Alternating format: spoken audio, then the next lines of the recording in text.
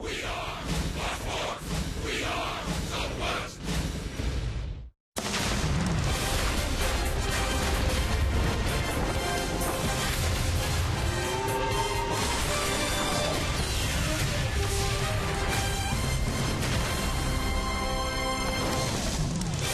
Texas Rangers baseball is presented by AT Uverse TV. Hello, warm, windy Sunday afternoon. It's Flag Day. I hope you all are enjoying your holiday. The Rangers and the Twins getting set to wrap up the three-game series with the Rangers looking for the sweep. And welcome in, everyone, along with Tom Greaves, Steve Busby. Delighted you could join us on this Sunday afternoon. Hope you all are having a great weekend day. And the Rangers are looking to kind of cap things off this weekend with a W. And one guy, and we don't focus very often on the bottom of the order, but a guy that's kind of moved down there and contributed mightily of late has been Leonys Martin, Tom. No doubt, Buzz. And, you know, in the course of 162 games, you have streaks that are both good and bad. Yeah. You go back a couple of weeks, and Leonys was in a bad streak. His average had dropped down to the low 200s. But in the month of June, he has swung the bat exceptionally well. He's hit 360. He's seen his average go from 210 all the way up to 250. He's running the bases well. He's also hitting with men in scoring position. He's making his hits count. In order to score runs, you have to be strong number 1 through number 9. He's kind of anchoring the bottom of the order right now. And it's turned out to be a very offensive kind of a situation in this series for the Rangers. Leonys Martin contributing to his 17-run outburst in the first two games against the Twins. They'll look for more here this afternoon. Nick Martinez and company, the youngsters out there at their respective bases waiting for their Ranger hero. Twins and Rangers coming up next from Globe Life Park.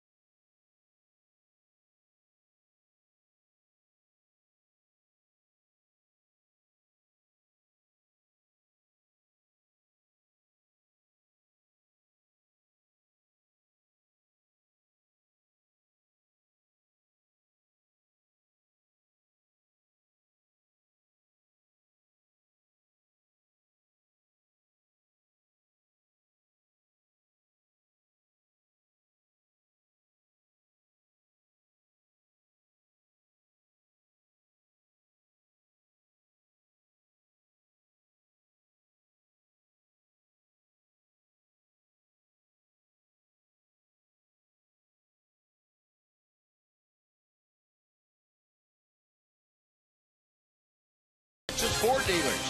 Visit your Texas Ford dealer now for great deals on America's best-selling brand. Ford is the best in Texas. By AT Uverse TV. Uverse has more live TV channels on the go than cable. And by Southwest Airlines. Book your low fare now at southwest.com.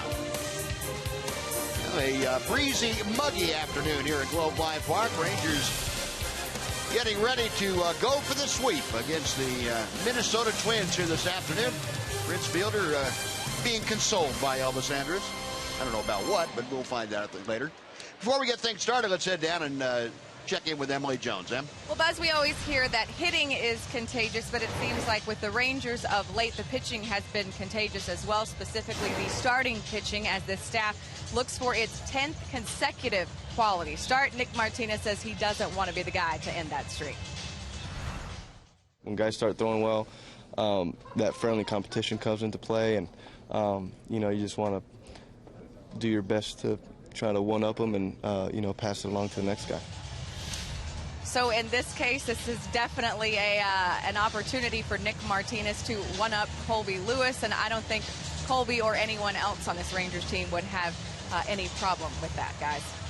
All right, Emily, thank you. No, I don't think so either. It's been a good run for the Rangers starters, and whether you get a quality start or not, the W is what's most important in this series, getting the sweep and picking up more ground on the Houston Astros as far as the Rangers are concerned. Well, the Rangers getting set to take the field on this Sunday afternoon. A breeze coming out of the south, which means in from right field at about 15 to 18 miles an hour. Fielder getting set to go to work. He will when the Rangers come to bat. And right now, Tom's going to tell you about the Amica starting lineup for the Minnesota Twins. Well, the Twins are going to start off with Brian Dozier again at second base, leading off. Eddie Rosario will bat second. Joe Mauer is the first baseman. He'll hit third. Trevor Plouffe is at third. Eduardo Nunez is the DH batting fifth. Kurt Suzuki is catching, followed by Shane Robinson in left field. Eduardo Escobar is the shortstop. He'll bat eighth. And Byron Buxton, making his major league debut, will bat ninth and play center field. And the 24-year-old right-hander on the hill for the Rangers this afternoon, Nick Martinez, will deal with that Minnesota lineup. Our progressive scouting report for Nick, a 5-2 mark, a 2.65 ERA. This is 13th start of the year. He should have a pretty good idea of what's effective working against these Twins after watching Colby yesterday. Same kind of stuff that Colby has, a little bit better fastball for Nick, but the same patterns would be effective in the keys as they were for Colby yesterday, getting ahead on the count and finishing off the hitters with good breaking balls and changeups down and out of the strike zone. So Nick Martinez trying to keep things on a roll in a positive fashion here this afternoon. The Rangers come in just a game and a half behind the Houston Astros in that AL West race. Well, the Ranger defense this afternoon delivered to you by Fred Loya Insurance. The lineup of Shields in left, Leonis Martin in center, and Shin-Soo Choo is in right. Mitch Moreland at first, Hanser Alberto, and Elvis Andrus up the middle, Joey Gallo at third. And once again, Robinson Chirinos is catching for Nick Martinez. Well, the Rangers winners of 2 straight, and they have won 7 out of 8 here at home. They are now 13 and 15 at home, and trying to get back to that 500 mark here in the friendly confines. Brian Dozier to step in to start things off for the Twins. The Twins, by the way, still trailing Kansas City in the American League Central by a couple of games. They have lost 5 straight ball games at the Twins, and the first pitch is outside for ball 1. Dozier, a 262 hitter, 12 home runs, 30 driven in. He is second in Major League Baseball to home runs by a leadoff hitter, Jock Peterson, who will be in here tomorrow night with the Los Angeles Dodgers. He's the leader with 14.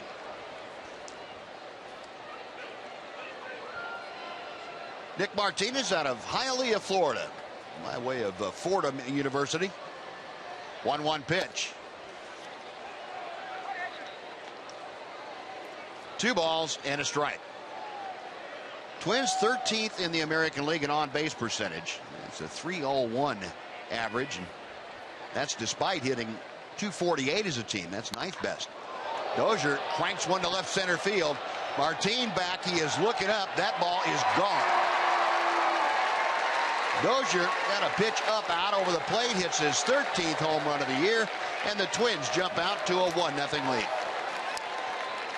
Dozier is definitely one of those leadoff hitters that obviously you don't want to walk the leadoff hitter in a ball game, but he's got power.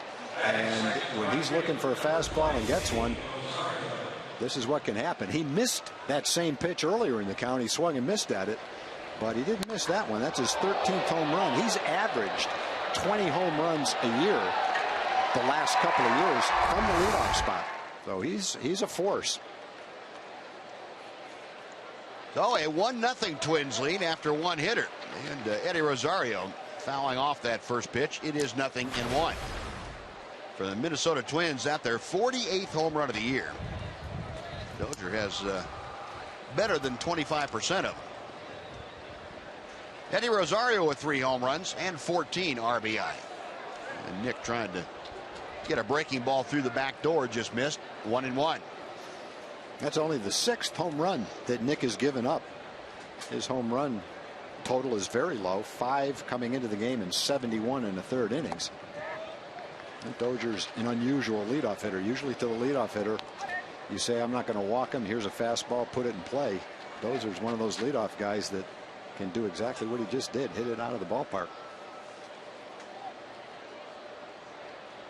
Martinez to the wide, the 2-1 pitch. Hit on one hop out to Hanser Alberto. There's the first out of the ballgame. Rosario retired. Now Joe Mauer will come up. Well, the Twins with now 260 runs scored this year. That was 6th in the league. And Paul Molitor's team has fallen on hard times in June. They got out to a very slow start in April, then really turned things on in May. Went 20-7 in the month of May, thanks to some great offense and coupled that with good pitching.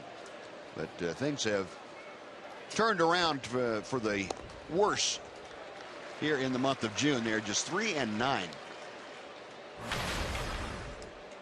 0-1 to Joe Mauer, a 260 average. 35 RBI for the veteran left-handed hitter. 1-1 the count. Mauer 2 out of 8 in this series. He's had a double. He has driven in a run. Continues to move up the list all time for Minnesota Twins. Up the middle, but Elba shading him that way, has it behind the bag.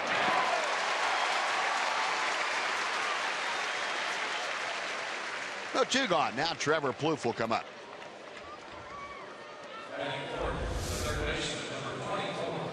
And you can see, when you see it in slow motion, you can see the spin on the ball. You can see the movement as it tailed away from Mauer. And that tailing action caused the ball to hit toward the end of the bat. And the result was softly hit ground ball. Kind of what the plan is. Trevor Plouffe, a 251 average. Takes the breaking ball that's in for strike 1. Plouffe 9 home runs and 33 driven in. The few times that he's batted against Nick Martinez, he's had some pretty good success. 2 out of 3, as that graphic told you. But Nick the advantage here at no balls and 2 strikes.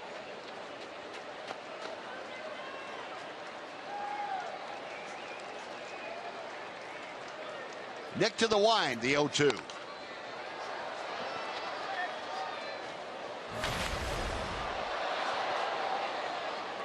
Nice looking crowd on hand this Sunday afternoon. In a puffy white clouds floating by. The threat of rain a little bit later in the afternoon for some spotty pop-up showers.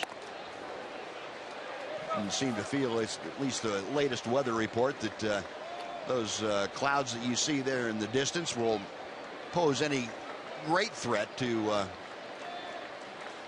postponing the game. So there might be a delay or two if a shower happens to park itself over the ballpark for a few minutes. Had an hour and 19-minute rain delay in yesterday's ball game. Rangers able to hang on to win that 11-7. 2-2 pitch, and that's all the way to the backstop. The count fills. So Plouffe trying to get aboard to extend this first inning. Eduardo Nunez, the designated hitter, is waiting to be next. Nick Martinez with a new baseball, getting ready to throw his 18th pitch of this first inning. Payoff pitch. We'll try it again.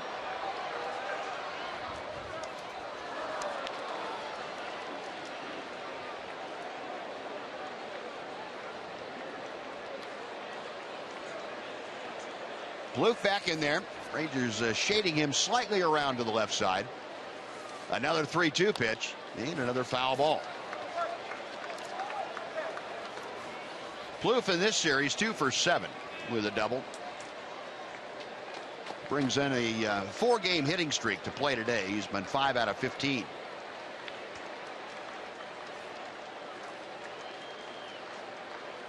Another 3-2 and another foul ball. Plouffe having at least a 10-pitch at bat.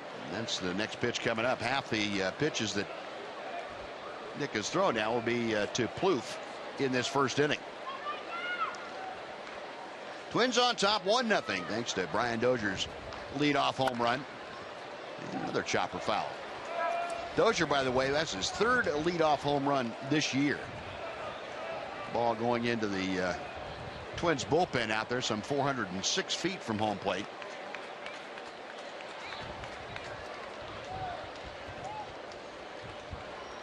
And Nick back to home. A little bit low, ball 4. Plouffe draws an 11-pitch walk with 2 outs in the first. And Eduardo Nunez will come up. Frustrating at bat for a pitcher. Feels like he's making some pretty good pitches. And Plouffe really didn't center any of them, obviously. Fouled some straight back, dribbled some down the third baseline. Finally worked a walk. Nunez will step in. Eduardo Nunez 1 out of 4 in yesterday's game. He brings in a modest 3-game hitting streak. For the season, a .296 average with a home run and 4 driven in. 1 ball, no strikes. And so far in the early going, I think the one thing that you notice about Nick Martinez, his command is not quite as sharp as we have seen it in the last several ball games. And that obviously can change on a moment's notice. That's going to be in for a base hit. If the Shields can't get it, and he can't, it's by him all the way to the wall. Plouffe around third, being waved home. He will score on the double by Eduardo Nunez. The Twins have a 2-0 lead.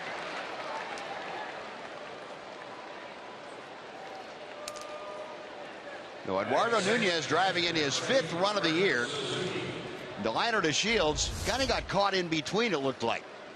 Yeah, I don't know that he judged that off the bat immediately. I'm not sure the angle that he took on that ball. You can see him kind of coming slightly in, then sideways, and the ball is by him. A hard hit ball. Not the easiest of balls to judge and try to catch as hard as it was hit. Well, Delino, the all-out effort and just avoiding his glove. It's an RBI double for Nunez. A 2-0 Minnesota lead, and now Kurt Suzuki will step in.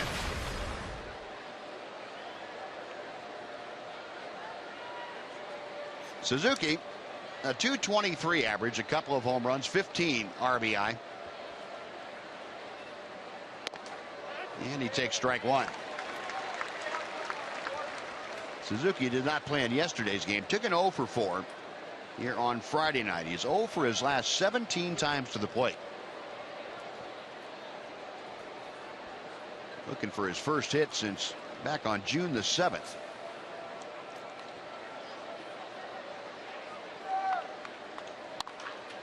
Pop foul, that will reach the seats, and the count is 0-2.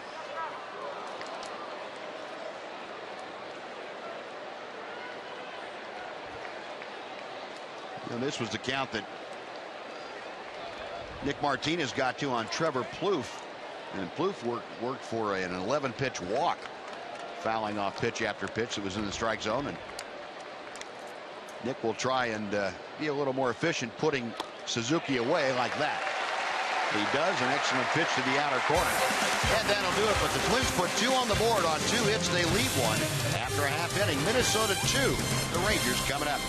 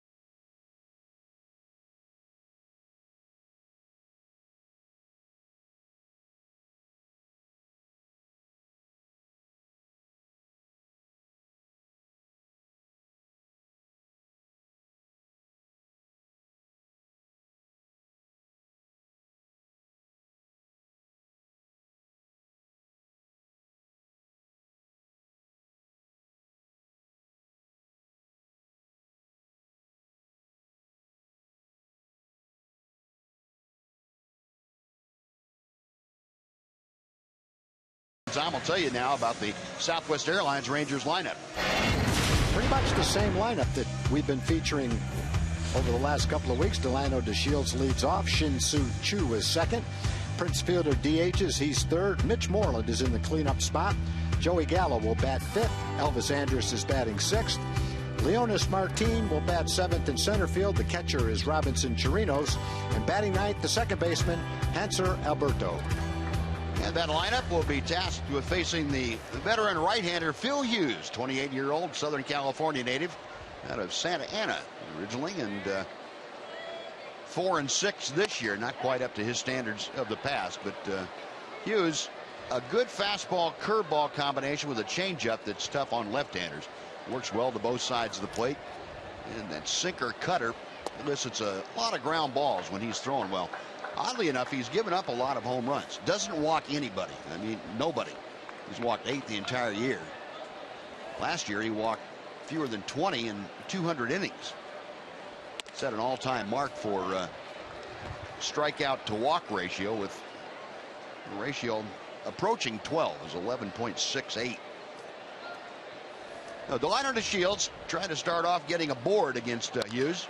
Tapper right back to the big right-hander. One gone. Talking about Phil Hughes and those walks, how about our Kubota power stats? Last season, 16 wins, 16 walks, 186 strikeouts. That's 11.63 strikeout to walk ratio, a major league record for a single season. He broke Brett Saberhagen's record. It was an even 11. Saberhagen set that with the Mets. Shin-Soo Choo up there, bases empty, one away. Choo a 248 average. 3 out of 15 in his career against Phil Hughes. And Hughes seems to have a good year every other year. If you go back to 2010, he was 18-8 with the Yankees. 2012, he was 16-13 with the Yankees, and then 2014, he was 16-10 with the Twins. So those are his 3 best years: 2010, 2012, 2014. In 2015, not going quite as well as last year, but has plenty of time to turn it around. Well, Hughes has signed a couple of different free agent contracts with the Twins. Latest, an extension that will take him through the 2019 season. Choo skying to left field. That's where Shane Robinson is for out number 2. Next will be Prince Fielder. Hughes, a big guy at 6'5", or 250 pounds, so this is a matchup of some pretty large fellas. Phil Hughes and Prince Fielder. Prince still leading the American League with that 347 average. That's good for 4th in Major League Baseball now. 10 home runs, 43 RBI. 1 ball, no strikes. Prince yesterday with his 27th multiple hit game of the year. That's the most in baseball. 2-0. Rangers yesterday 11 runs on 15 hits. Both those figures the tie for second best outputs of the year. And ball 3 is low and in. So Fielder way ahead in the count. 3 balls, no strikes. Trying to get aboard with the 2 outs here in the first. Mitch Moreland, Ranger cleanup hitter, waits to be next. And ball 4. Now there's a headline. A 4-pitch walk for Phil Hughes. I'm going to have to say that he didn't want nothing to do with Prince Fielder. It sure looked that way. When you go back to last year, as you mentioned, 16 walks in 209 innings. Sounds to me like the kind of guy who can throw a strike anytime he wants to. At the same time this year, he's been burned for 13 home runs, 4th most in the American League. So he's probably figuring, I don't want to throw a strike for the sake of throwing a strike. Some of these guys are pretty hot, and saw the ball fly out of the ballpark yesterday too. Well, he better be a little careful here with Mitch Moreland, who's as hot as they come for the Rangers. And that first pitch got in on his fist and gets chopped and foul. Now, since Adrian went down with the injury, Mitch Moreland moving up that cleanup spot. A 366 average with 3 home runs, and 12 RBI. All 10 ball games. Mitch has hit cleanup. How about that? Driving in better than a run per game and really doing a job right in the middle of the Ranger order. That's fouled out a play to the left. Kind of similar numbers to the numbers we mentioned in the open with Leonis Martin for the month of June. Martin hitting somewhere right around the same batting average. Not quite as long a period of time, but got a guy hot in the middle of the lineup in Mitch. And Martin batting 7th has been hot. Helps spread out the production throughout the whole lineup. 0-2 the count to Moreland with Fielder at first and 2 outs. Got him on the fists again, and that pitch popped foul behind home plate. Still 0-2. We'll take you back to yesterday, our AT&T Universe Rewind. Mitch Moreland with the drive off Mike Belfry. And you could see Mitch drop his head as soon as he hit it. He knew that thing was in the seats, and he didn't want to have anybody accusing him of watching it. But he had a pretty good idea where that was going to land.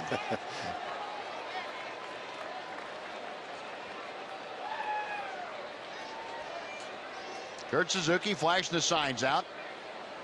And Phil Hughes picks one out. Just missed the outside corner. Hughes not real thrilled with that call by David Rackley, the home plate umpire. He thought he had the outside corner. Rackley would not ring it up. And you can see why. The good thing about hitting a home run to right field is you can run to first base and no one knows that you're watching where it lands, because you can see it right in front of you. It's when you stop and look at them in left field that everybody knows what you're doing. Yeah. But when you hit one like Mitch hit that, I'm thinking, I want to see, did I get it all the way into the concourse? Did I hit the popcorn wagon out there? Almost got it over the seats there.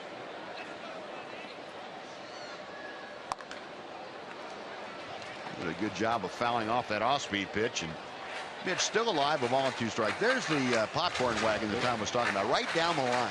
He didn't come too far from that. If he hit it higher, he probably would have bonked one in the middle of the popcorn maker.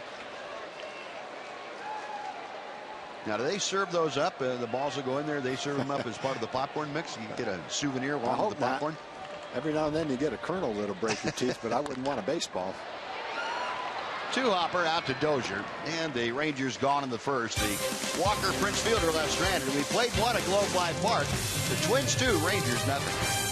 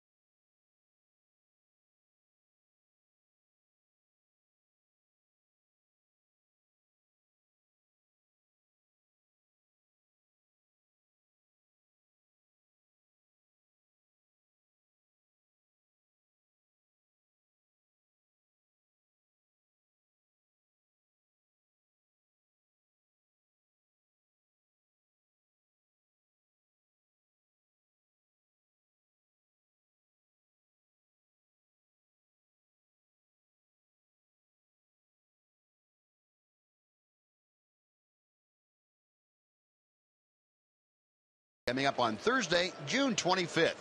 Go to the ballpark early and enjoy a special wildlife education presentation from the Dallas Zoo.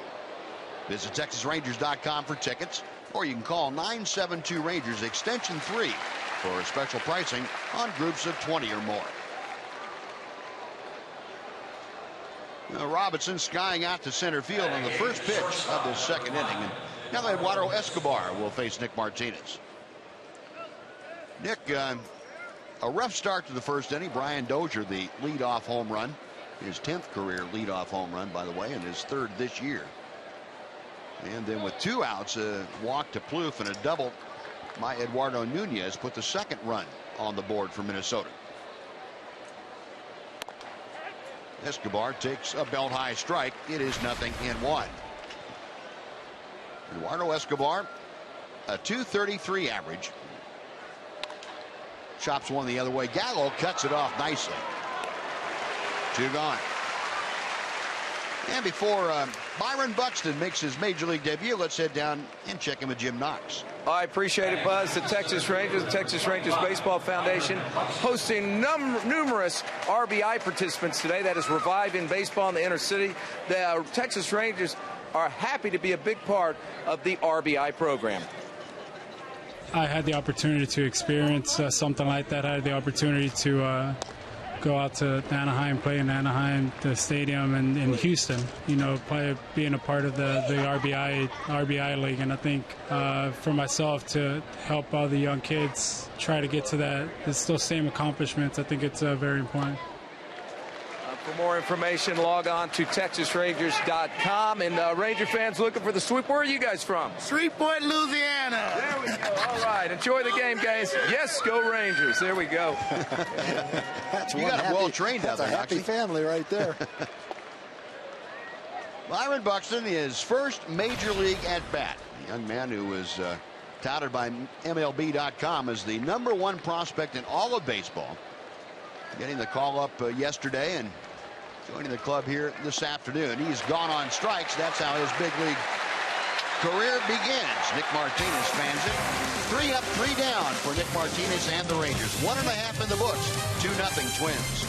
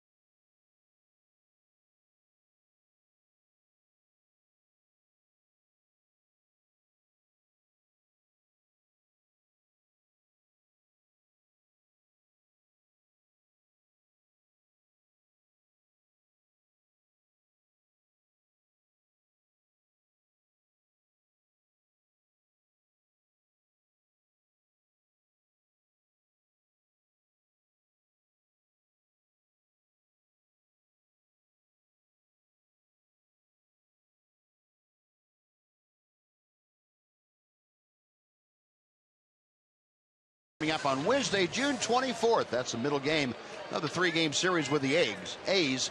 Come on out to Globe Life. Enjoy all the ballpark hot dogs you can eat for just $1 a piece. Go to TexasRangers.com or 972 Rangers for tickets. Rangers come to bat here in the bottom of the second, trailing 2-0. Phil Hughes back to the hill. He'll face Joey Gallo to start things off. Gallo takes high for ball 1. Joey 306, his 3rd home run of the year. Much talked about yesterday. That thing 471 feet, the final tally by StatCast as they got all the information gathered. Well, Gallo with those 3 home runs, half a dozen runs driven in. And Jeff Bannister talking today about just as impressive has the home run, and there goes another one. Deep to right center field. Goodbye. In the minor leagues, you hit him in bunches. He's doing the same thing up here. You couldn't even get your sentence in. No, it's all right. That's pretty rude of Joey Gallo to do that to you. For something like that, I'll cut my sentence off every time. Okay. Well, we had Joey in the pregame show showing how far his 3 home runs have gone. That one is over 400 feet. Fastball outside corner up. The way he can cover the plate, that's not far enough outside. If you want it to be far enough outside, it better be off the plate. So Gallo's 4th home run as a big leaguer. This is 11th game. And that ball a little bit down toward the trademark. That wasn't his best ball. No. Would have gone up on that next concourse if that was his best ball. That's it doesn't really matter how far you hit them, it's how often you hit them. Yeah. But the stronger you are and the farther they go, that means you don't have to hit them on the sweet spot. You can still hit the ball out of the ballpark and get jammed a little bit because he's so strong. Other guys, you maybe hit the same ball off the same part of the bat and it's caught at the warning track. So that is an advantage to being strong. And of the 4 home runs he's hit now, the first 3 all went into the upper home run porch. And that one didn't quite. He's starting to use the entire field a little better, huh? Yeah, I think so. I don't know if that one could have gone in the upper deck. Could have gone far enough. Plouffe throws out Andrews. That's 1 out here in the 2nd inning. Well, Phil Hughes gives up his 14th home run. He's given up the 4th most in the American League coming into the game at 13. And we just have a couple of guys that are swinging the bat and hit the ball out of the ballpark right now. A 1 gone, Leonys Martin, who has had 6 at-bats against Phil Hughes before. He's 2 for 6. Up there with a .250 average, and that has skyrocketed in the last 10 ball games. He has seen it rise some 40 points, and it's not easy to raise your batting average 40 points now that you're into June. It doesn't go up all that quickly, but Leonys hits one high and deep to right center. Back is Buxton. That ball is gone. Leonys Martin said to Joey Gallo, "I'll see your home run and do you one better."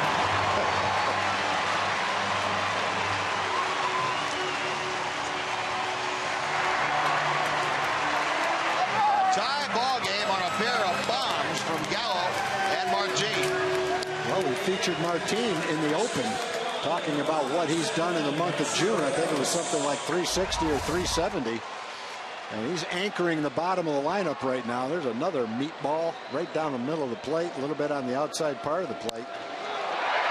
And if Hughes is going to keep the ball in the ballpark, he's going to have to get it up, get it down, and keep the ball away from belt high and out over the plate. And the Rangers have jumped on a couple of those pitches. Wasn't much vibration in that contact. And a shot by Plouffe off the bat of Chirinos. Robinson hit a bullet to Plouffe. Well, it's a good thing that he got his left foot out of the way, or that would have taken it off.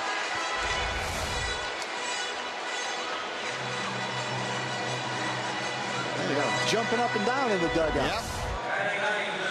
Those aren't fans, those are big league players jumping up and down. Well, Robinson Chirinos, a base hit. Now Hanser Alberto will come up. The Rangers, who went quietly, well, with a walk in the first, have decided to turn up the volume. 2 home runs and a loud single. First pitch to Alberto is in knees for strike 1. Hanser a .265 average. No home runs, 3 driven in.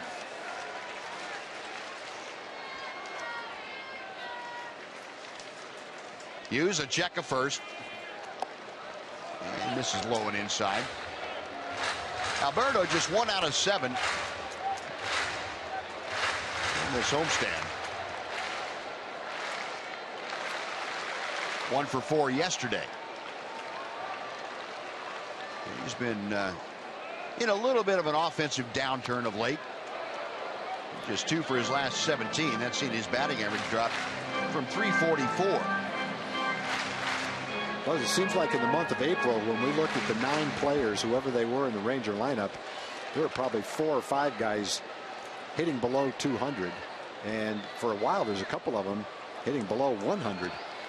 And we were talking before the game, this is the first day where 9 guys in the lineup were all hitting above 200. And Andrew Alberto chops one through the hole, a base hit. And let's go out and check in with Jim Knox. All right, Buzz, in center field. This is Phil. He comes all the way in from Sulphur Springs, Texas, plants himself in the front row in center field, and you got Joey Gallo's ball. That was pretty cool. When you saw it coming, what were you thinking? I was like, where's my glove? Where's your glove? And then Martin hits one, and it comes right here. You missed that one. What happened? I didn't see it at all. You didn't see it. Okay, well, you still got the ball. Let me see that. I'll throw it back. Oh, I'm just kidding you, buddy. All right. Hey, get your glove on. Get ready. Maybe another one's coming your way, Philip. Hopefully. Hopefully, yeah. All right, buddy. Enjoy the game. That second one would have hit him right on the head. Well, put that one in one of those little plastic cases, put it on your dresser and leave it there. Keep it and give it to your kids. By that time, Joey might have hit a whole bunch of home runs. I would think that's a pretty good bet. Top of the order for the second time this afternoon, and Delino DeShields takes inside. 1 ball and 1 strike. See him getting out of the way of that one.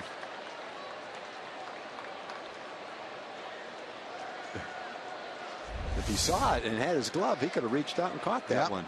What a day that would be. 2 home runs in 1 inning. Inside to Delino. 2-1 the count. DeShields hit a comebacker to Phil Hughes as he led the game off for the Rangers. Batting here in the second inning with Chirinos at second and Alberto at first. Rangers with a couple of solo home runs have tied this ball game at 2. Delino looking to untie things, and now he asks for time. David Rackley, the home plate umpire, says okay.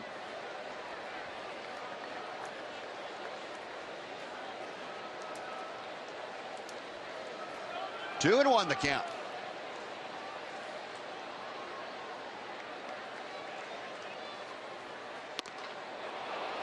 Delino a little fooled on that pitch by Phil Hughes.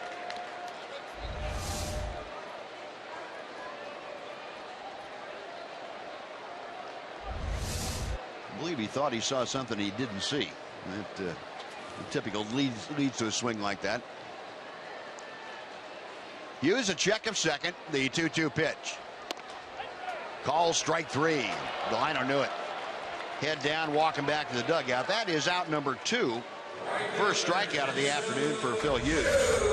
And Shin-Soo Choo will come up. Looked like he had a little bit of cutting action on that ball.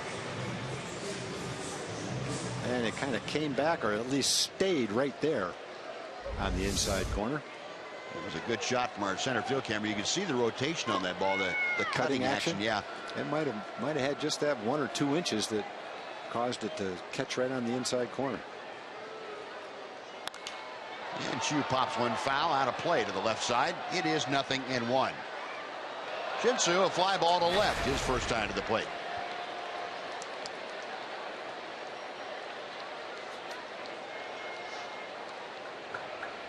Chu ended an 0 for 9 streak that he had been in yesterday. Had a single in that ball game. He ended up going 3 for 4 in that 15-hit assault that the Rangers threw on the Twins.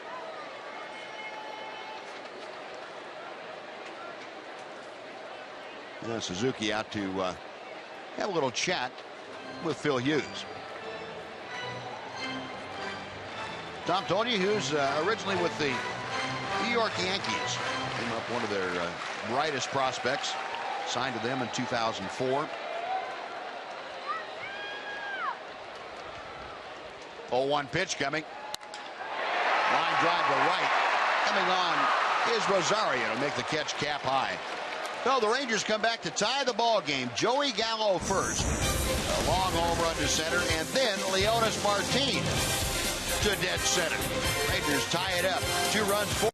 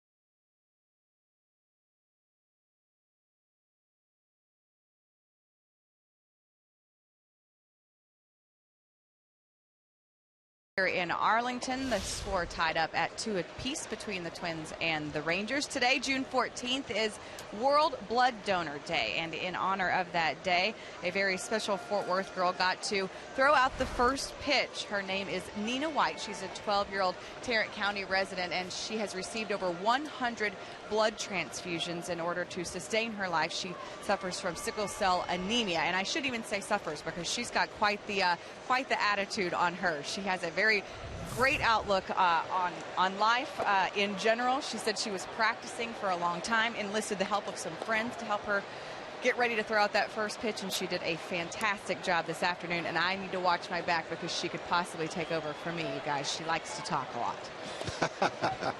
All right, Dan, thank you. Brian Dozier leading off here in the third inning. Dozier got the Twins started in the first. His leadoff home run, his 13th home run of the year. A little better 2-0 pitch this time than it was the first time. Yeah, he kind of ran that one in on his fists. Dozier now a .265 average, 13 home runs, 31 driven in. And Martinez back to him. A bunt attempt, and it's fouled off. He got a breaking ball and just enough off speed to get the ball fouled down the third base line. You know, our home run leadoff hitters this year, Dozier's was his 13th of the year overall, but as a leadoff hitter, just has 12. Jock Peterson, 14, is leading the pack.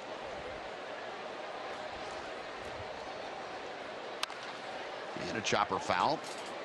2 balls, 2 strikes to Brian Dozier.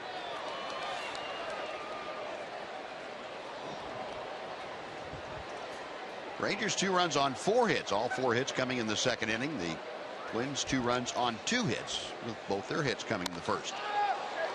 Towering pop-up around home plate.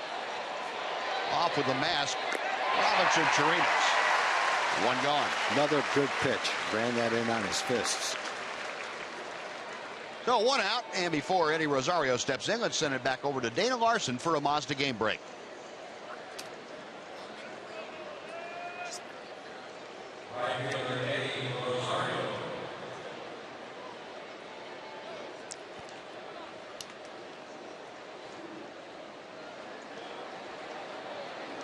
All right, Dana, thank you very much.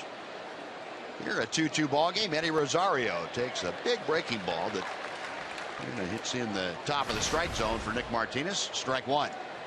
Rosario grounded out to second base his first time up there. Good breaking pitch from Nick, and it's 0-2. Well, kind of like Colby did yesterday after Colby had that little rough spot in the third inning. Nick Martinez has settled down very nicely. He is retired the last 5 after kind of a rough patch in the first inning. Yeah, in the first game of the series, if I remember right, Wandy walked the leadoff hitter on 4 pitches, gave up a run in the first inning. And he had a stretch of consecutive hitters retired too. Colby, who picked up his 6th win in yesterday's ball game, first time ever over the Minnesota Twins. 2 balls and 2 strikes to Rosario.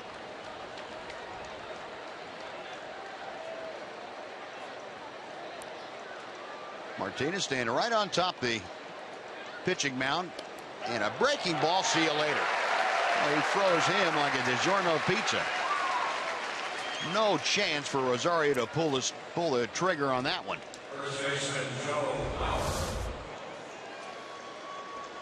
Well, that was a big curveball that does not look like a strike to a hitter. You just see that ball at the top of the arc and you say there's no way that's coming down. It barely did, but it touched the top of the strike zone, and Nick got the call. Oh, 2 up, 2 away. Here's Joe Mauer, and he lines one to left for a base hit. Well, Mauer not wasting any time. Saw a pitch out over the plate a bit, and is able to get his first hit of the afternoon. Go back to the Rosario strikeout. Nick Martinez with that release on the curveball. Our Phantom Cam showing you that super slow-mo action of the index finger coming off the ball. I never would have known that the index finger was off the ball until you see it in slow motion like that. As long as the hitters can't pick it up. No, I don't think you can. I don't think you can. I've seen some guys that spike the curveball with that index finger, and you can pick it up. Can see it? Yeah. And it's like hanging out a sign. Yeah, curveball's coming.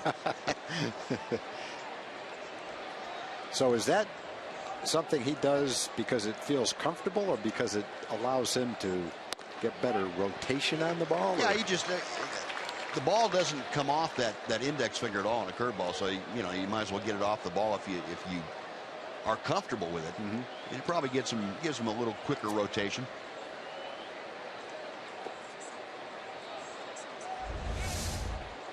Big part of this, you'll see that middle finger, the one that imparts the spin, right on that outside of that seam, and coming out of his hand, you see that middle finger pulled down on the ball to create that overspin.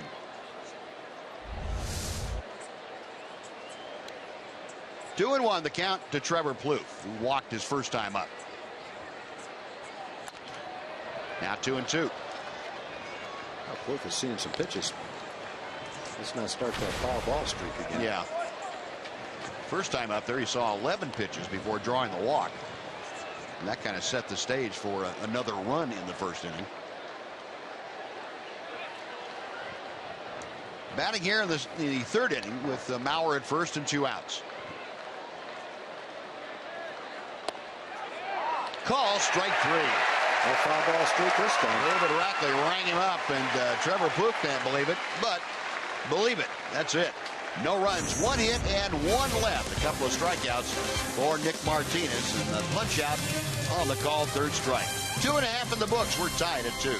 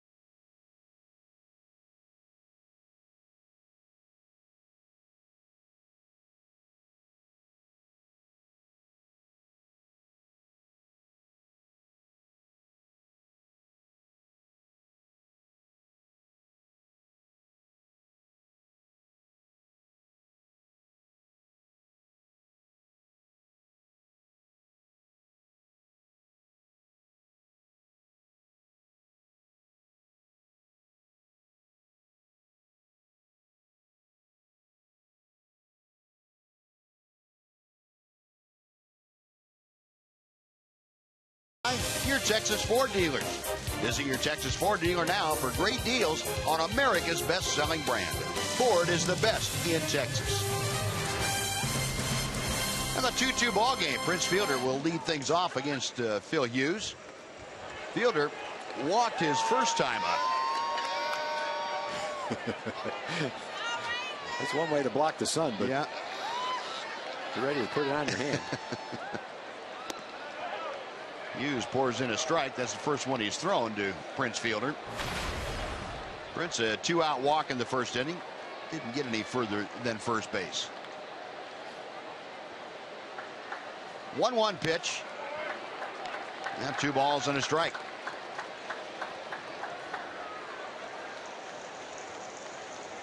Fielder 3 out of 8 in this series so far against the Twins.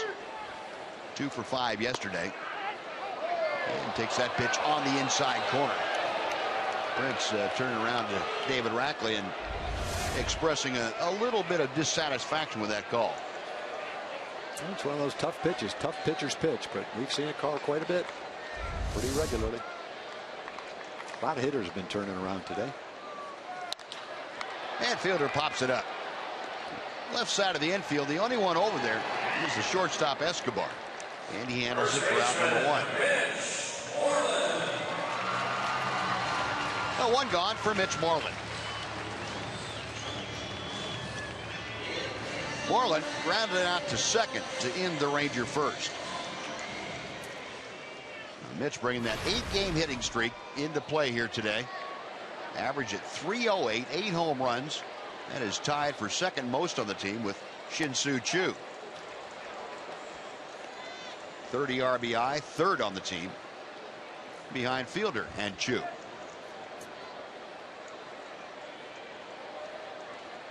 Oh, 1 pitch. 1 ball and 1 strike. And for Mitch, we need to add that he hasn't had nearly as many at bats as Fielder or Choo. Mitch 155 at bats coming into play today. Fielder 242 and Choo 218.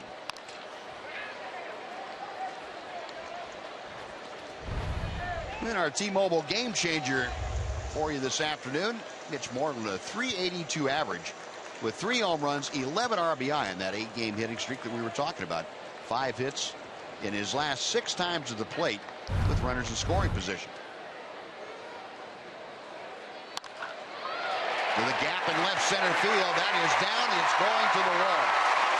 Moreland cruising into second with a 1-out double. And there's that shot to the opposite alley off of Mitch's bat that we see him hammer so often when he's swinging the bat well. Yeah, Mitch hits the ball so hard, and that's a pitch away from him that he just takes a nice smooth stroke and lines it the other way. And we see that pitch, and you see hitters complain sometimes when that pitch is called a strike. And Mitch went down and just drilled it into the gap. Hit that like a right-hand hitter might pull a shot into the gap. When he pulls the ball, just how strong he is, how the ball jumps off his bat. So 5 hits now for the Rangers. Here's Joey Gallo, who had the first hit. And it went about 409 feet to dead center field. And we will take you back and show you that Gallo blast. He was trying to get that one in, but he got it away and paid the price for it. So with Moreland at second now, 1 out. Gallo with his second at bat takes the breaking ball that hangs wide for ball 1. But what I was saying when Gallo hit that ball out of the ballpark, talking about the walks that Jeff Bannister was impressed with yesterday. He had 3 of them, 1 of them intentional. He said the other 2 walks were very patient at bats. I wish he'd unbutton his shirt and take a full swing. Hate to see him tied up like that. If he swings any harder, something's going to break. Yeah, it makes an old person's back hurt when you see that kind of a swing. Shoulders, everything. Head jerking around all over the place. And just a little reminder from Phil Hughes, if you're going to swing that hard, I suggest you put it in play. Maybe I'll forget about it before you come up again. Throw another one out over the plate, and you might see that hard swing again.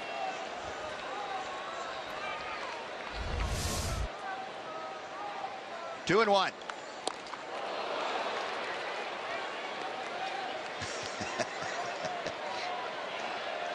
It's kind of, if the next one's where I think it's going to be a great battle all day long.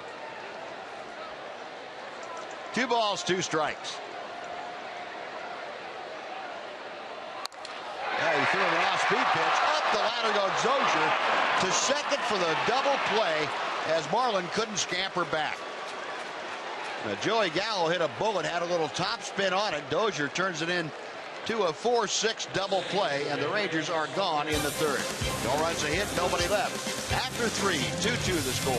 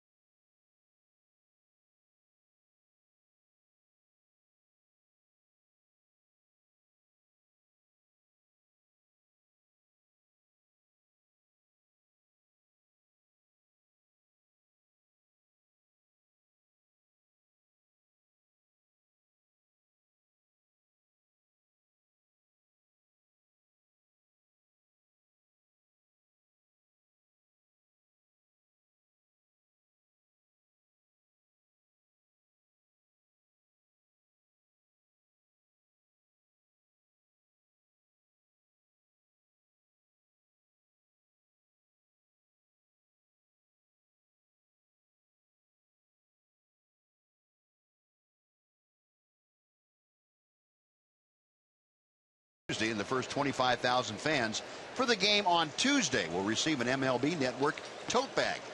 Visit TexasRangers.com or call 972-RANGERS to get your tickets. There's tomorrow night and Tuesday night. Well, Nick Martinez back out to the hill and facing Eduardo Nunez to start things off as we head to the top of the fourth inning. And joining us, as always, here at home, Mark McLemore, our doctor of defense. Mac, you did a pretty good job yesterday bringing the runs with you, and we could use a couple more today. And you show up, there's a great defensive play by Mitch Moore. I don't know how it happens. I don't know how I do it. I don't either. But let's keep it up again. You just did that. I don't know how I do it. You don't believe me? Just ask me.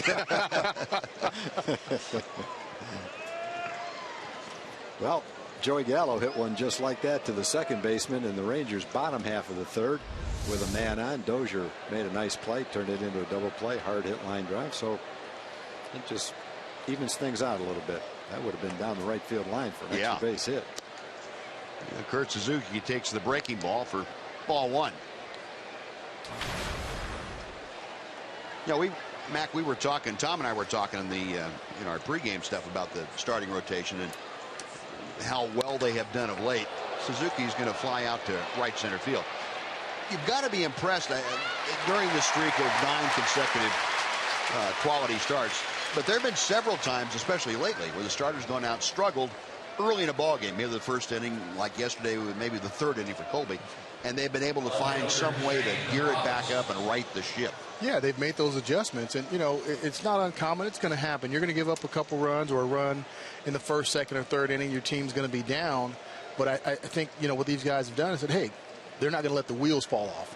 They're not going out and giving up 5 and 2 innings and 6 and 3 innings or something like that to make it that much more difficult for the offense to come back.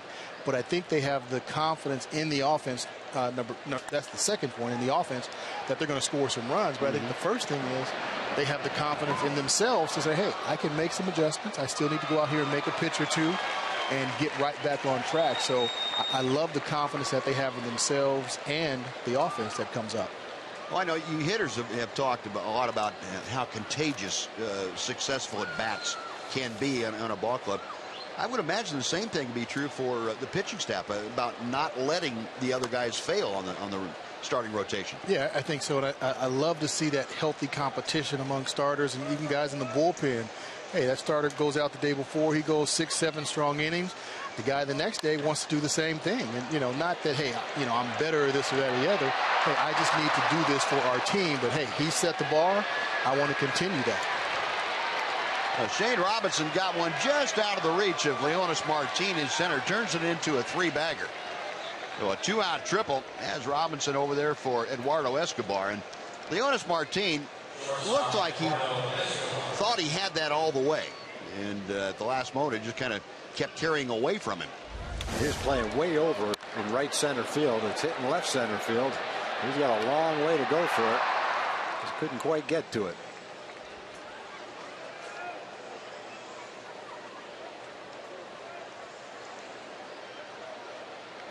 That's 2 of them this afternoon, just out of the reach of Leonis Martinez or Delino DeShields. When you see plays like that, everybody say, well, why didn't they dive and catch it? They should have done this or that or the other. Well, sometimes it's just a hit. There's nothing you can do. That ball gets in the gap, the ball by the line. It's a double. It's a hit. That's why they have that column up there on the board. Yeah. And that's why you have hitters. They're going to get hits. Eduardo Escobar takes strike 1. Escobar, a ground ball to third his first time up. That was back in the second inning. So 4 hits now for the Twins here this afternoon. 3 of them have been for extra bases, 2 doubles and a home run. That after a ball game yesterday where both teams had 7 extra base hits. That's not going for extra bases.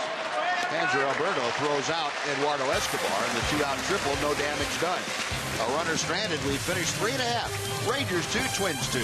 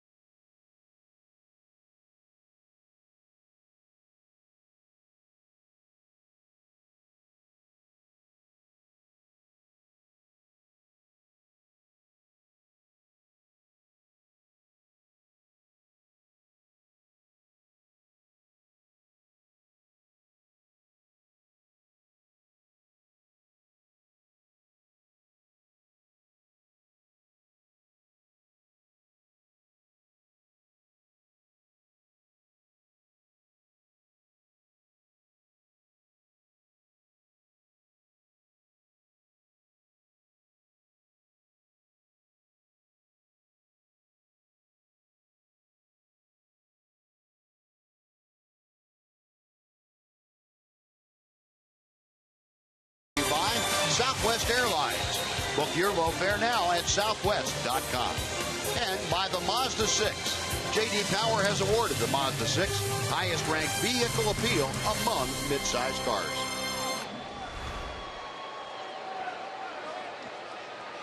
A 2-2 ball game. The Rangers with 5 hits, the Twins with 4. Rangers coming to bat here in the 4th inning. Elvis Andrus, Leonis Martin, and Robinson Chirinos will get things going. A bunt back to the mound, and Hughes. Fairly easy play as Elvis just bunted that on one hop right back to the pitcher. I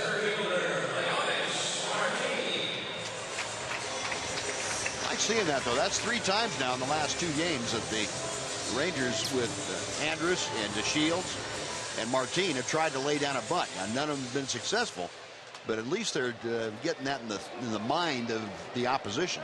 Yeah, you've got to do that. And, you know, with those guys, the way they run, that's got to be a part of their arsenal. And all 3 guys are really good bunters. And even though that third baseman plays them in, if you get it down where you want to, he's going to have to put it in his pocket. So you've got to try it. You've got to show the opposition, the third baseman and that pitcher, that you're willing and able to do it whenever you want, no matter what the situation is. 1-1 pitch is low to Leonis Martin. Lows never stop improving in the feature. We're talking about Leonis Martin the last 15 ball games. How about a .380 average with 12 RBI? He hammers one to center field. That sends Buxton back. 2 outs. Didn't quite get that on the sweet spot. Previous 17 games, just a .160 average with 1 RBI. That's pretty good improvement. 2 out very quickly here in the bottom of the 4th inning. Robinson Chirinos had a single his first time up there. Chirinos now with a .208 average as he steps in.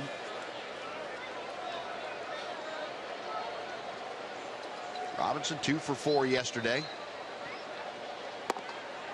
He shows bunt. That's catching too, I guess, huh? Oh yeah. Yeah, absolutely. Say they can bunt, I can bunt too. Show his wheels.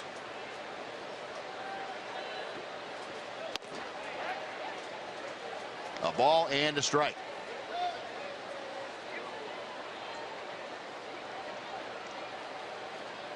Chirinos, this is his 40th start behind the plate this afternoon. Rangers in his previous 39 have gone 21-18. Rangers 4 games over 500. That's their high water mark for the year. The 3rd time they have been this many over 500. Broken bat grounder to Plouffe. Across the diamond, and Phil Hughes has a relatively easy 1-2-3 inning. Rangers gone in order. After 4, Rangers 2, Twins 2.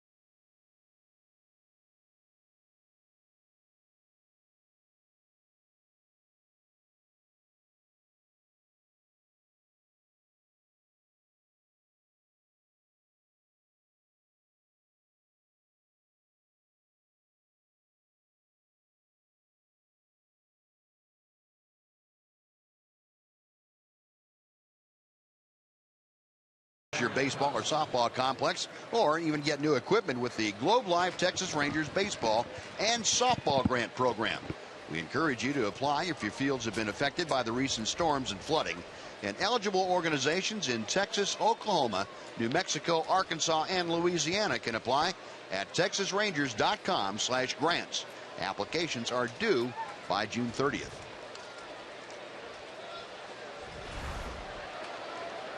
Now the top of the 5th inning has arrived at Globe Life Park. A 2-2 ball game. All manner of sun shading headwear. Good idea out here. Bright sunshine, a warm, humid afternoon. The breeze coming in over the right field pavilion. Byron Buxton for his second big league at bat. Struck out first time that he faced Nick Martinez, and Nick, remembering that, dropped in a breaking ball that Buxton had a little trouble connecting with the first time. Buxton, a 21-year-old out of Georgia, the 2nd overall pick in the 2012 draft. First round pick for the Minnesota Twins. A lot of times when a kid gets to the big leagues, the pitchers find out if he can hit a fastball. Nick's not even wasting his time with that. He's just going right straight to the breaking ball. Now there was a fastball and a nice short hop pickup by Gallo. But Buxton can get down that line in a hurry. Gallo had to put a laser across the infield to get him. And that 2012 class, some of the guys that have made it to the big leagues. Carlos Correa, of course, with the Astros, was first, and then Buxton second, and made his major league debut today. Mike Zunino, of course, has been up for the last couple of years with the Seattle Mariners. Addison Russell, major league debut on the 21st of April with the Cubs. Michael Wacha with the Cardinals, also on that list. Pretty impressive top of that 2012 draft. I think most people would say that for a young, especially a high school player, to be totally prepared when he gets to the big leagues, you'd probably like to see him have somewhere around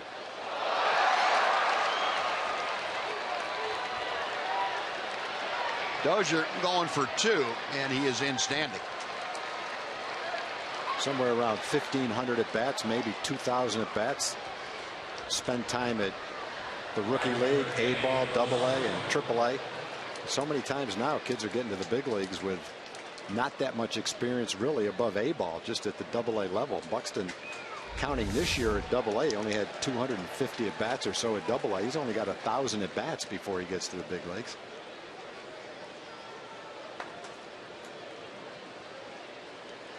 How much Joey could do. That was a rope by Brian Dozier. So Dozier with his second extra base hit of the afternoon. He homered in the first, and now a 1-out double here in the 5th inning. He is in scoring position for Eddie Rosario. Well, Tom, on that, with that idea in mind, what is going to college for a couple, 3 years do to hasten that timeline? I think it just gives you 3 more years to develop physically, for one thing, to mature. And although the college at bats don't equate to professional at bats on an even scale, if you have 3 years of college and you have 200 to 250 at bats a year, and you get somewhere between 600 and 800 at bats in college, that's worth something. And I think you feel a little bit more comfortable, at least I would, with when a college player doesn't play a lot, maybe gets 800 to 1,100 at bats in the minor leagues. But it has to be an exceptional high school player, Griffey, A-Rod, guys like that can come just out of A-ball or just a little bit in AA and succeed right off the bat in the big leagues. I think that's very difficult. It's a huge jump. You're going to experience things you've never experienced before. Liner to Shields takes care of that fly ball. Dozier bluffing a move toward third. He was going to go if DeShields had lobbed the ball in, and DeShields made him retrace his steps. You compare Joey Gallo, counting this year, has about 1,200 minor league at bats, but he wasn't scheduled to get to the big leagues. Now, he's done great since he's been here, but if Adrian doesn't get hurt, then Joey was going to be promoted to AAA, where he probably would have gotten 250 to 300 more at bats and had 1,500 at bats as he went to spring training next year. Maybe got called up in September. But Buxton, he's coming right straight out of AA for the first time with 1,000 at bats. And that, I don't care what kind of prospect you are. We were talking about this, Mac, between innings. No matter what kind of a prospect you are, that's a tall order for him to step right in and feel comfortable in the big leagues. It really is. You're going to see pitches that you're going to see pitches consistently that you haven't seen at that minor league level, especially AA without all of those at bats. You're going to see pitchers at the major league level throw you 3-4 curveballs in a row for strikes.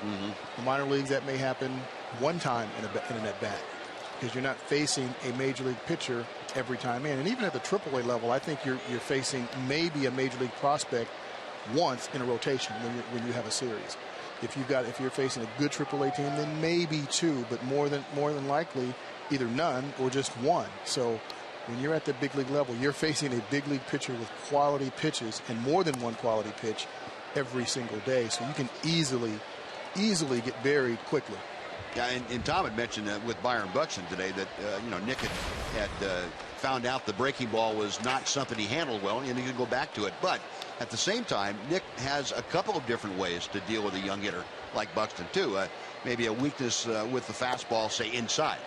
So it's not just one thing that pitchers can do to you. It's a couple. And to me, the biggest thing that big league pitchers do well is exploit the weakness of a hitter, no matter where it is, with a couple of different angles on it. Right, and they can double up and triple up on it, and that's what they're not used to seeing at the minor league level. And, not saying that he's not going to be a good big league ball player. It's just more difficult with the less experience you have once you get here. Yeah, and you're talking about facing a big league pitcher, quality big league pitcher every day. 40% of the time you're facing number 1 and number 2 starter. You go in, Joey Gallo's going to see Clayton Kershaw. He's going to say Zach Greinke. He's seen Chris Sale. I mean, that's the best of the best. Yep. So let alone you haven't seen the 4th and 5th starter quality in the minor leagues. Then it gets really tough when you face the best of the best.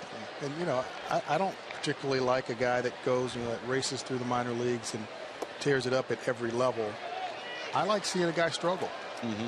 And then come out of it, and then maybe struggle again and come out of it again, because you better believe when you get to the big leagues, that's what's going to happen to you. So having a guy go through that in the minor leagues and figure out and learn how to deal with it and know that, hey, I'm a good hitter or I'm a good pitcher, it's going to be fine. I like seeing that. Bloof, it's a towering fly ball to left. It looks to be playable for Delino DeShields. On the warning track, he puts it away. And a bullet dodge there. No runs, a hit. 2 men are left. Halfway through the ball game. Rangers 2, Twins 2.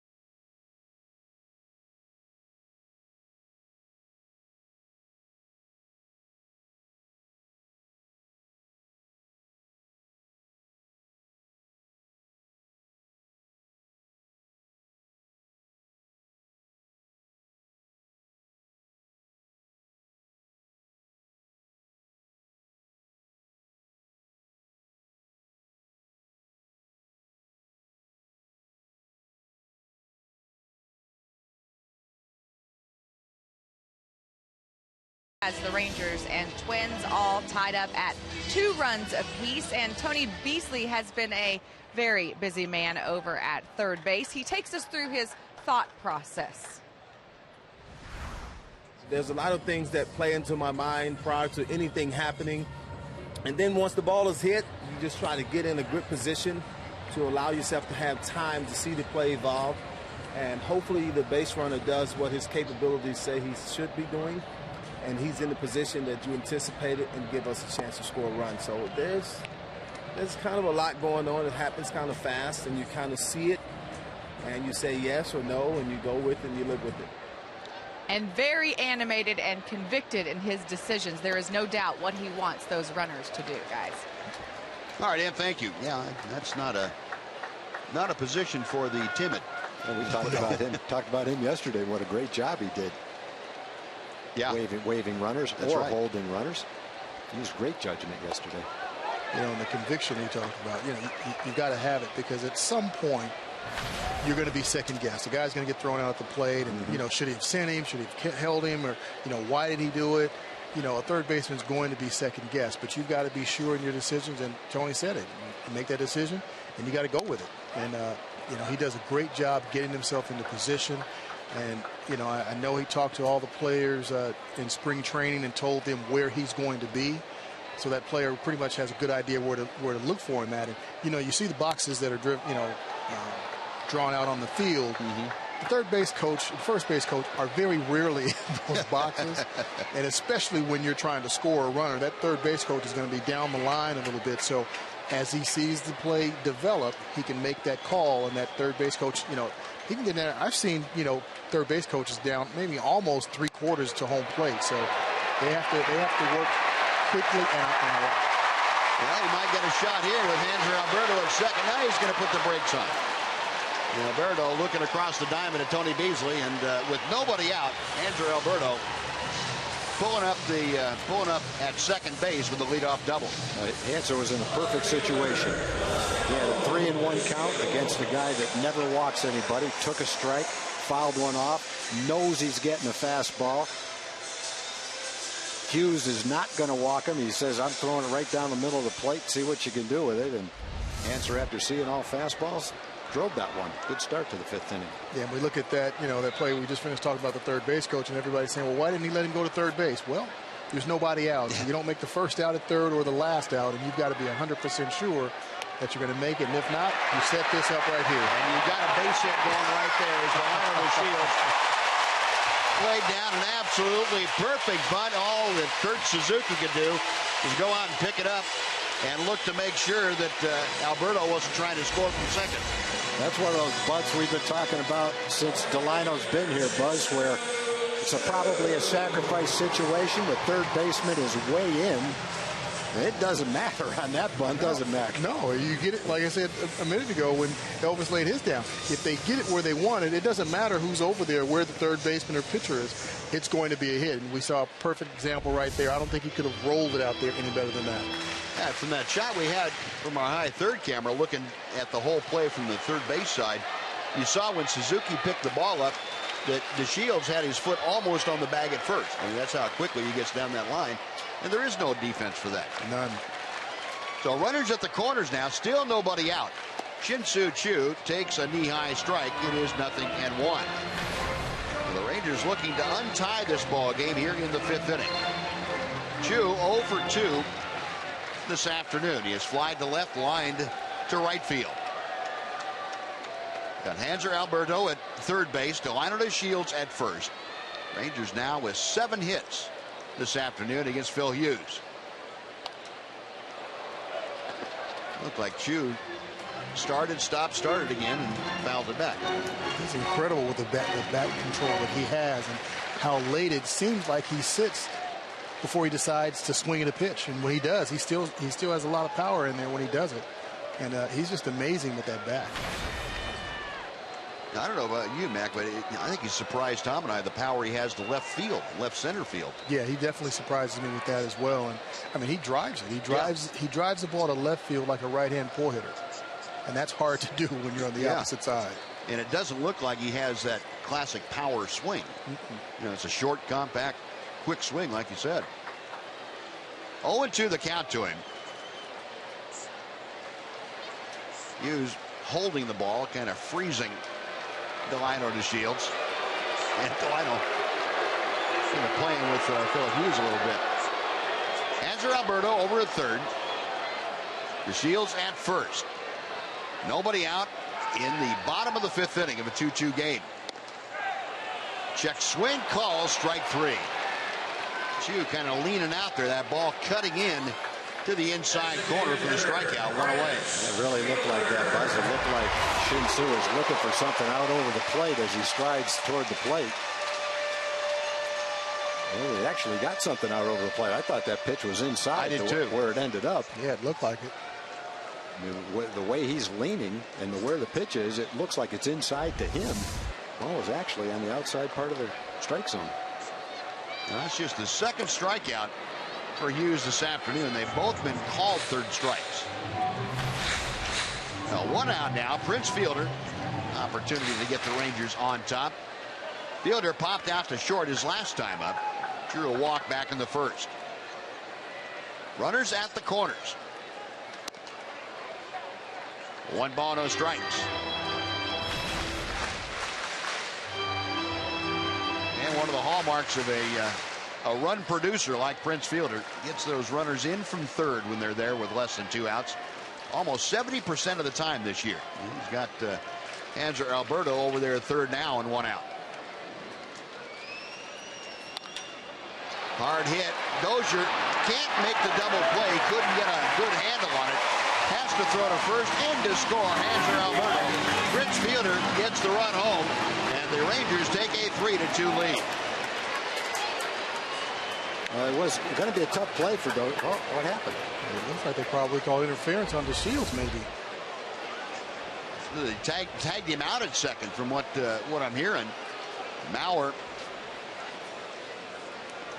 Yeah, we'll sort it out and come back and tell you all about it. I believe, though, the Rangers have taken a 3-2 lead because the run scored before the final out occurred. Well, Mac, thanks for joining us. We'll have something to talk about, won't we? All right. All right. 3-2 after 5. Rangers on top.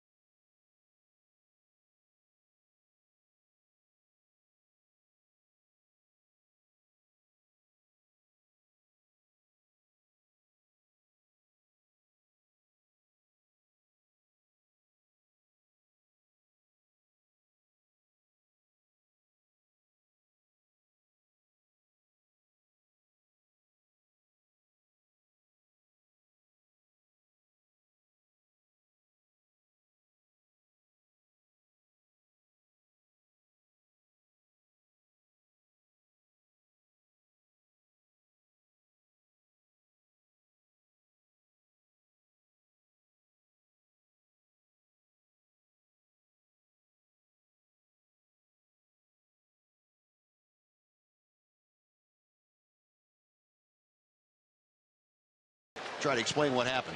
Well, it looks like what happened. Delino slid through second base, and initially that was going to be what he thought was a double play ball, because I'm sure he saw the ball go to Dozier and Dozier getting ready to throw to second base. But as he went into a slide, he didn't realize that Dozier threw the ball to first base.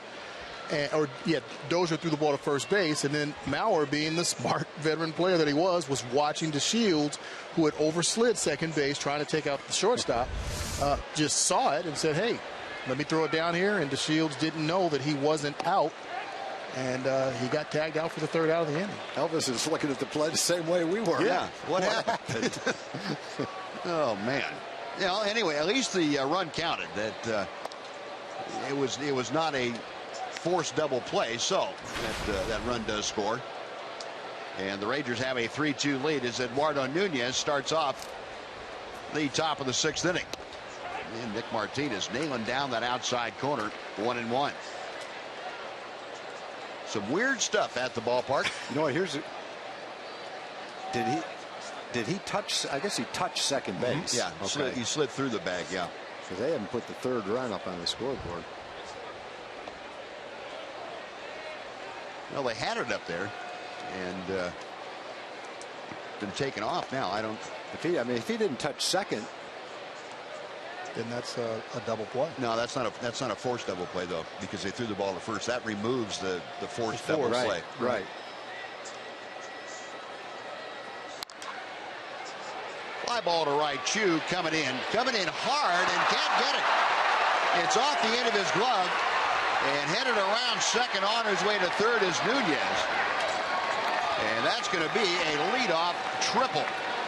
That ball just dying out there. Chu kept coming hard, couldn't quite get there. The dive came up short. Well, Nunez has hit a ball to left field for an RBI double in the 1st inning that Delino dove for and couldn't quite get. And now he's got a triple to right field. It looked like Chu was going to catch it, but he never quite got there. He couldn't catch it. He's got a double and a triple now.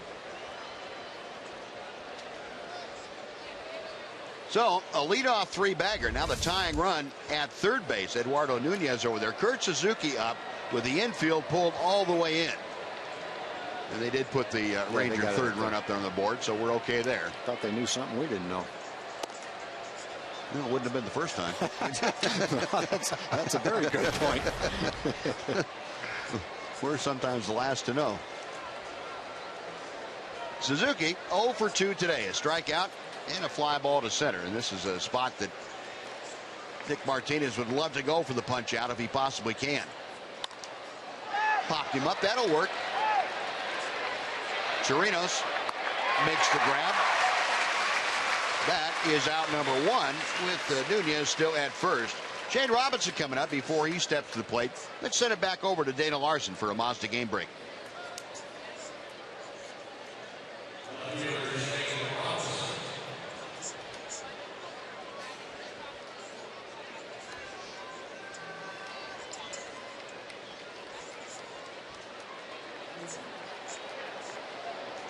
All right, Dana, thank you. Boy, that series down there, the Mariners and Astros, has not been close any of the 3 games.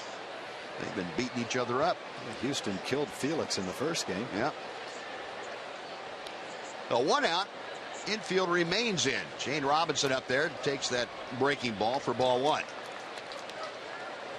Robinson crunched a triple in the gap in left center his last time up.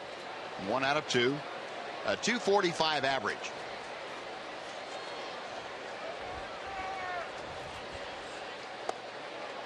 Nick Martinez leaves the breaking ball inside. 2-0. Good look at the Ranger defense. Everybody in at the cut of the grass, trying to cut off the tying run.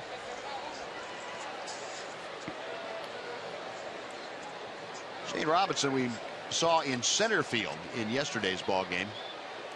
Fleet-footed outfielder.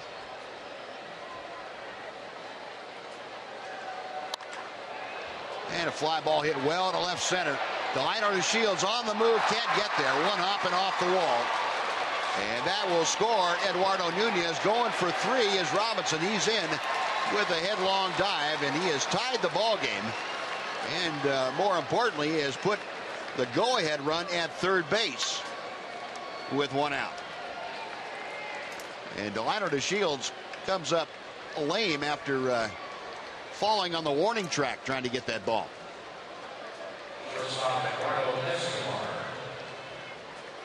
Looks like he's holding the back of that left leg, his hamstring. And now Matt Lucero and the assistant trainer for the Rangers and Jeff Bannister going out there.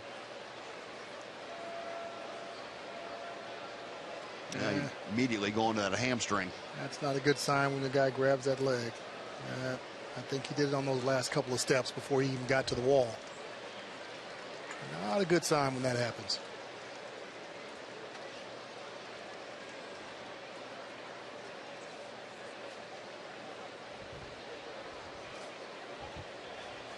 Yeah, he's already grimacing by the time he hit the wall. You're right, Mac. Ouch. So a pair of triples in the inning. Shane Robinson with his second triple of the game. And Delino being looked after by Matt Lucero. He's going to have to come off the field.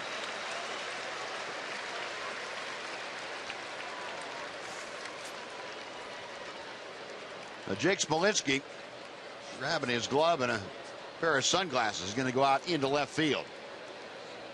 And walking very gingerly, very delicately in toward the Ranger dugout. Delino to Shields. That's not exactly what the Rangers wanted to see. No, when you grab the back of that hamstring, it's I don't like seeing that, especially with the Shields and what he's been able to do at the top of the order. Right. And when speed is your part of the game, that's what you do. You've really got to be careful with hamstrings and quads. You can't sit 2 or 3 days and then say, okay, let me try it out again. You've got to be really sure, because as a speed guy, when something happens, your first reaction is get to 100 as quickly as you possibly can. So there's no time to think, oh well, maybe I should try and back off a little bit. You can't do that when you're a speed guy. Mm-hmm.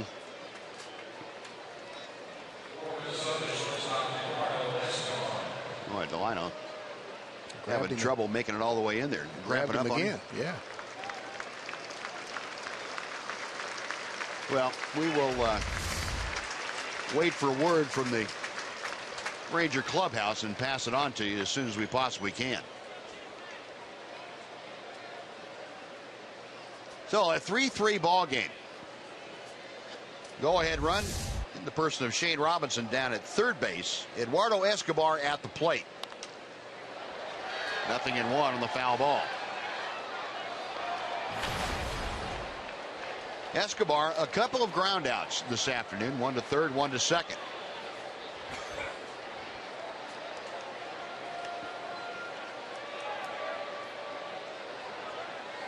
Nick Martinez trying to minimize the damage here. Get a huge second out. Just missed inside. 1 ball and 1 strike. Ranger infield continuing to play all the way in, trying to cut that run off.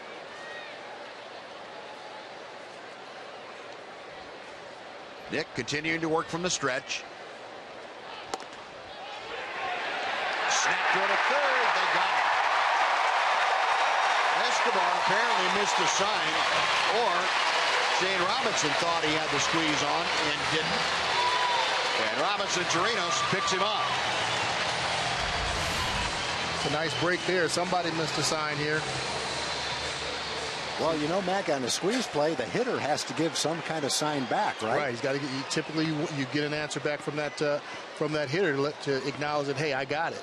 So if the runner at third goes, you would assume that he got the squeeze sign from the third base coach and that he saw the sign back from the hitter. So not sure what happened there. Well, the important thing that happened is the go-ahead run no longer is on base. Erased. That's the good part. And Paul Molitor a little bit concerned about that thing. To right center field, Chu on the run. He can't get there.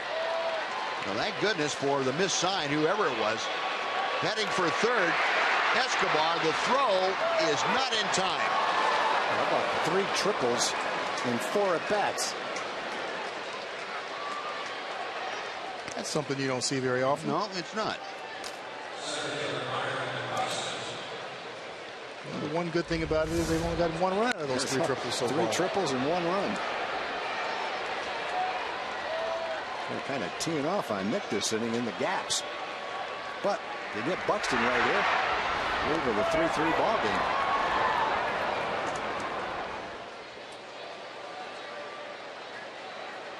Outfielders definitely getting a running in this inning. That they are. Almost got him. Pretty close play. Didn't think it was going to be that close. Well, Mike Maddox out there to take the temperature of Nick Martinez. Make sure he's doing okay and have him set a plan for how they want to deal with Byron Buxton.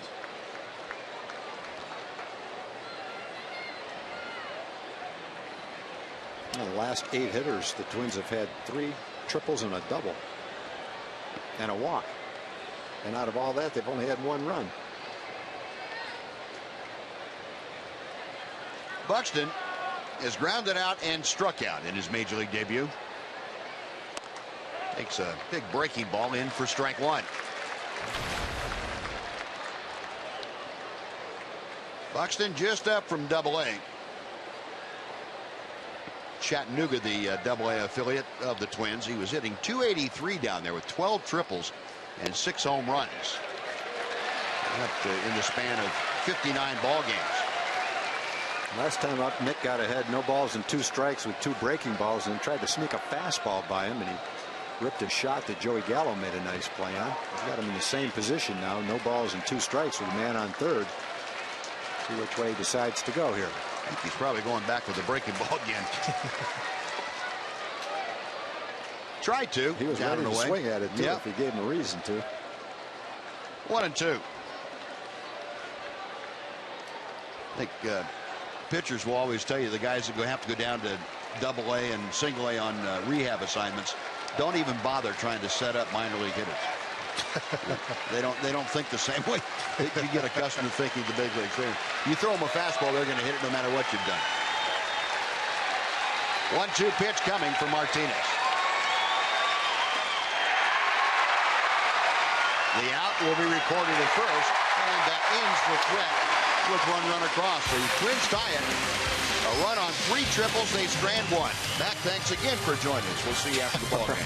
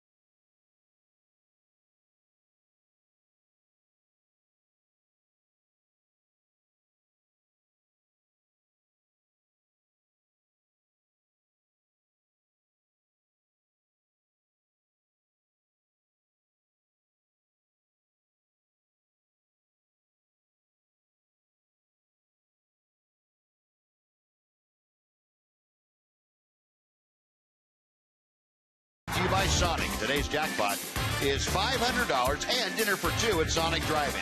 If a Ranger hits a home run during this inning, Margaret Arnold from Edgewood, Texas will win $500.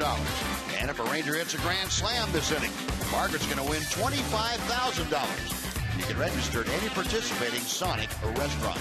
Good luck, Margaret. We got the right guys coming up for a Sonic Slam. That would be Mitch Moreland starting off, Joey Gallo, and Elvis Andrus to follow. Mitch is 1 for 2. Had a ringing double to the gap in left center field his last time up.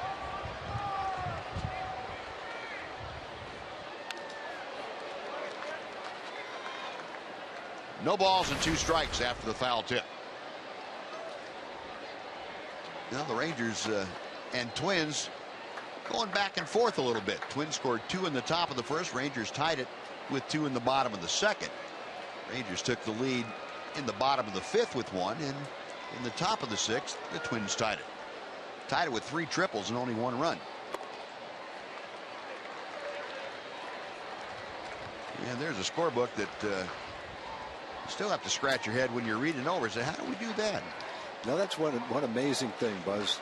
If you look at 100 different scorecards here today, probably not one of them will be the same. You're right. I look at yours, I can't read yours. And everybody has their own little notations for what, fly balls, foul fly balls, pop-ups, roundouts. And Mitch gone on strikes. Hughes starts the sixth with his third strikeout of the afternoon, and going to bring up Joey Gallo.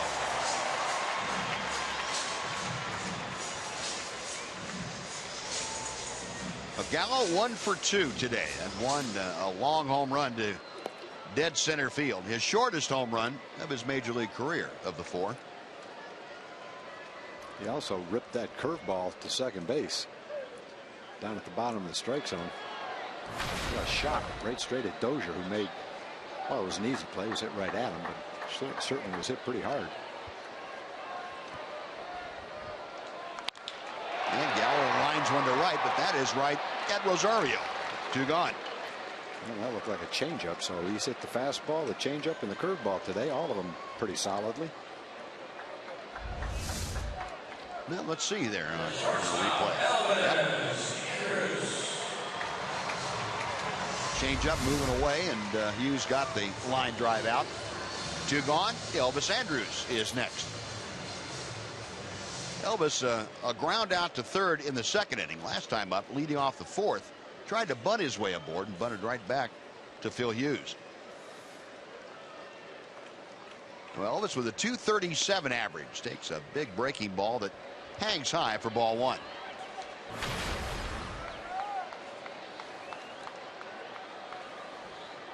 Hughes back to him.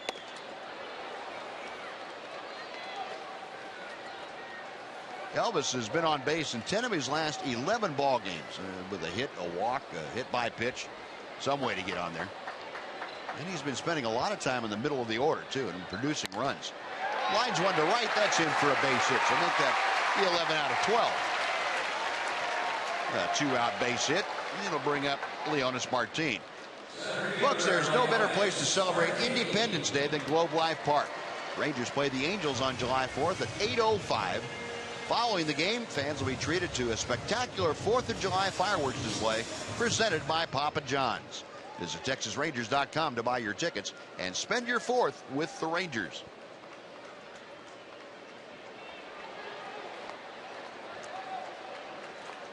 A 1-on, 2-out. Leonys Martin, a home run and a fly ball to center. Quick note on those triples for the Twins. They have 4 of them today, 2 of them by Shane Robinson. That matches a Twins franchise record, originally set back in 1967. 1-0 pitch coming to Leonys. Base hit to right field. Elvis thought about making the turn and continuing, but with 2 outs, he thought better of it. He hangs on at second, but the Rangers now with the go-ahead run in scoring position for Robinson Chirinos. Well, Leonys just keeps having one good at bat right after the other. He's right on everything they're throwing to him right now. The out that he made today was pretty well hit ball to center field. He got the home run that he hit to right center field, and now a well hit ball past Brian Dozier into right field. Continues to hit. Came into the game at 250. A couple of weeks ago he was hitting 210, probably around mid 250s, headed for 260 now. Yeah. Love the way he's hitting right now. Well, Robinson Chirinos 1 out of 2 today. He had a second inning single. And he hits one in the air to right center field. Buxton cruising over, and he makes the grab. That will do it. Rangers get a couple of 2-out hits, but strand a pair of runners after 6, tied at 3.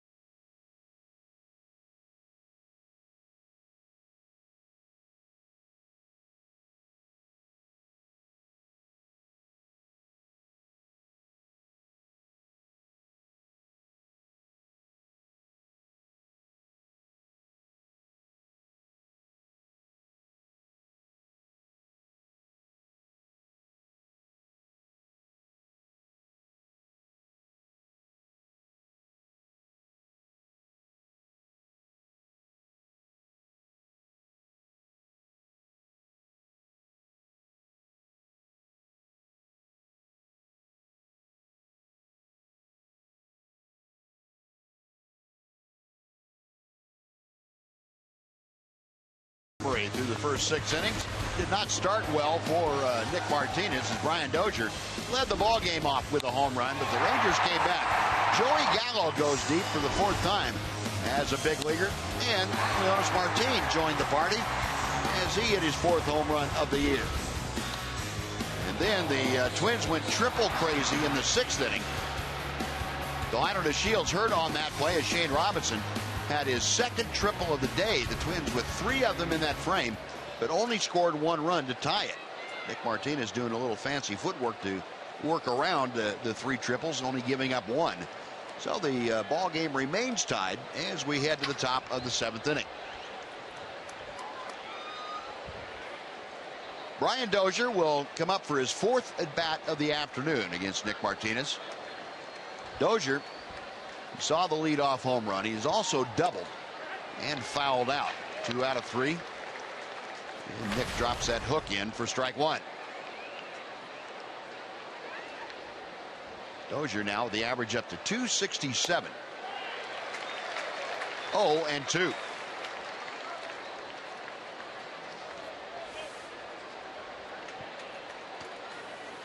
Ranger infield pulls around to the left with Dozier up there. Outfield in a similar fashion. 0-2 offering. Up the middle by the mound, and Alberto, a strong throw. Got him. Yeah, that's when play like that, you see the shortstop's arm. And Dozier gets down the line pretty well. And even though Hotzer was shading up the middle, still had to have some arm strength to make the throw from back there on a quick runner. He saw Nick Martinez fall down, and somebody's going to suggest to him in the clubhouse after the game, after he gets a W, that ball hit so hard it knocked him right on his rear end. And don't try to catch it with your bare hand. Exactly. Exactly. He just kind of lost his balance and fell over. But that'll be lost in translation once you get to the clubhouse. Eddie Rosario, 0 for 3 today. And he takes ball 1. Rosario flied to left his last time up. He's also mixed in a ground out and a strikeout.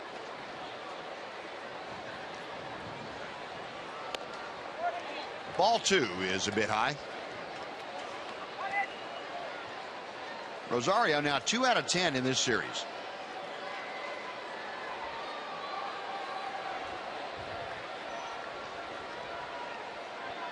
Another one of the Twins that has excellent speed.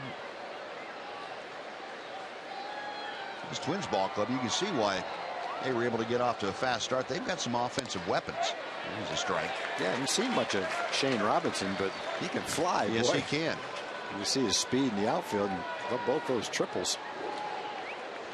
At least 3 of those triples are probably doubles in most cases, but fast guys hit them. 2-1 pitch. Alberto lays back for the nice convenient hop. That's 2 gone. It'd be great to see Nick finish strong here in the 7th inning with a 1-2-3 inning. Struggled in the 6th. He's at 100 pitches right now. And every extra out that Nick gets is 1 less that the bullpen has to get. So pitching the 7th inning can be a pretty big deal in the overall scheme of things. You saw Keone Kela out there in the Ranger bullpen. They've been throwing a little bit if needed, and he was pretty sure that he would not be needed right at the moment. Mauer, a slow tapper out to Alberto, a little shovel toss to first, and it's a quick 1-2-3 inning. 3 ground balls. The Twins are gone. Stretch time at the ballpark with a 3-3 score. Now let's join Chuck Morgan as he introduces God Bless America. Ladies and gentlemen, will you please rise? Today on Flag Day, we honor the history and heritage of the United States of America, which is symbolized by our flag, and we remember the servicemen and women who are serving our country at home and around the world. Performing God Bless America today is Robert Brigance. God bless America, land that I love. Stand beside her and guide her through the night with the light from above. From the mountains to the prairies, to the ocean's wide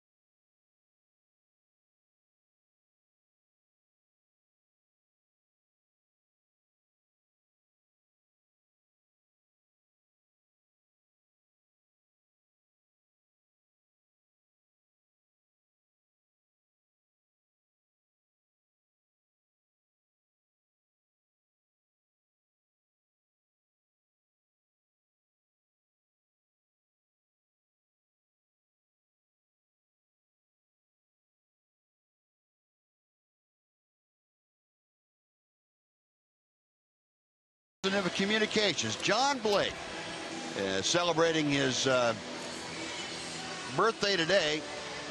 I guess we can go ahead and say 60th. It's 60th okay. birthday. Yeah. He wouldn't mind that. John, family, and friends on hand for a nice birthday celebration. This is where John spends most of his time. Anyway, this is probably more familiar than home during the baseball season. And his wife Harriet and daughter Becky there with him. Christopher, John's son, announces in Corpus Christi. Yep. Casey Fiend is the new Twins pitcher, and he is facing Hanser Alberto to start things off here in the bottom of the 7th inning of a 3-3 ball game. Casey Fiend, a 31-year-old right-hander out of Santa Rosa, California. 16th ball game for Fiend this year, a 2.87 ERA. Opponents hitting .237 against him.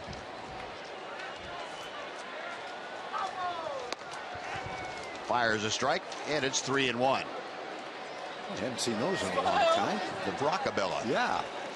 Umbrella. Yeah. Lou Brock's creation.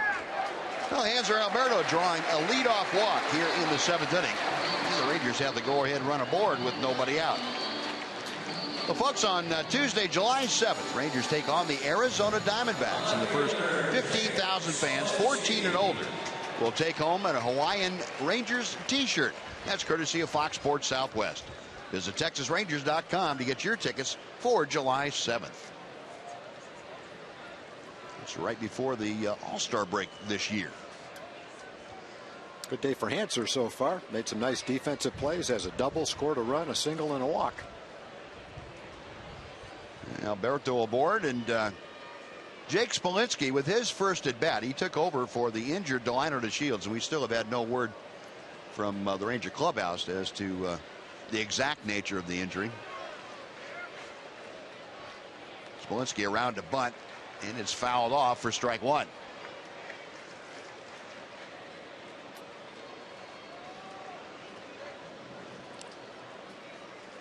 And we understand that Delino Shields now, the initial diagnosis is a left hamstring strain, and he's going to have a precautionary MRI performed. So we'll kind of hold the good thought for Delino. Hope that MRI comes back clean. He's done such a nice job getting the chance to play every day, hitting at the top of the order. Hate to see him miss any time. Smolinski again around to bunt and fouls it off. It is 0-2, so Jake not able to get that sacrifice bunt down. We'll take two and hit to right. Saw the last time Delino was up in a bunt situation. Third baseman was 5 feet in front of the bag. Knew he was going to bunt. He still beat it out. That's right. Beat it out without a throw. No throw. Fiend, a check over his shoulder at first. 0-2 pitch coming. Got him swinging. Now Smolinski down for the first out. Shin-Soo Choo coming up. Before we tell you about him, send it back over to Dana Larson for a Mazda game break.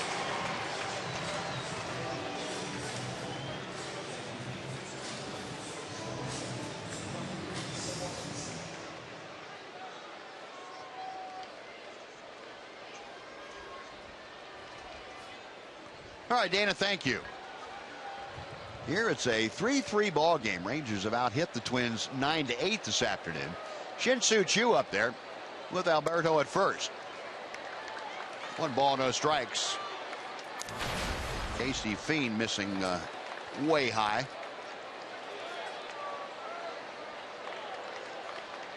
Fiend had spent some time on the disabled list. He had a right shoulder strain, came back off the DL. Latter couple of days of May 29th to be exact.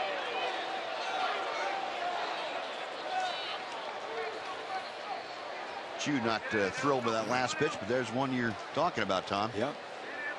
Seen a lot of those pitches called strikes today, and seen a lot of hitters turn around and look at the umpire. Fiend ready for the 1-1 pitch.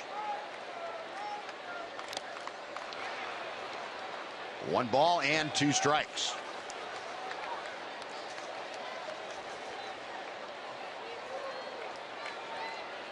Jew 0 for 3 in his career against Casey Fiend.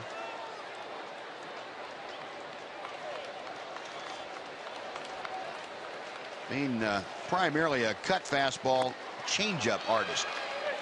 And Jew with a swing and a miss, and he is gone. Boy, leadoff walk and no contact since then.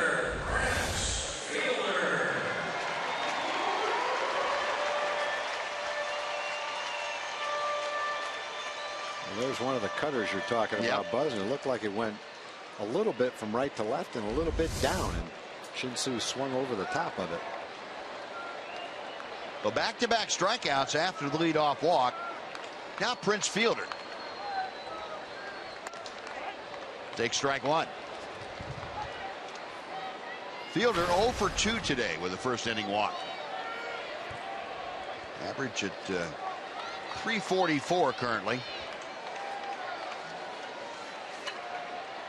Got Hanser Alberto at first. Alberto drawing a throw from Casey Fiend. Fielder 1 for 4 in previous matchups with the Twins right-hander. Fiend the last couple of years, a lot of appearances, 73 in each year in 2013, 2014.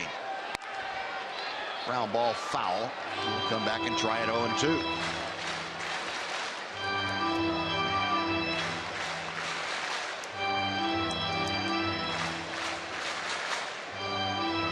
Fiend originally a 20th round pick by the Detroit Tigers in the 2006 draft.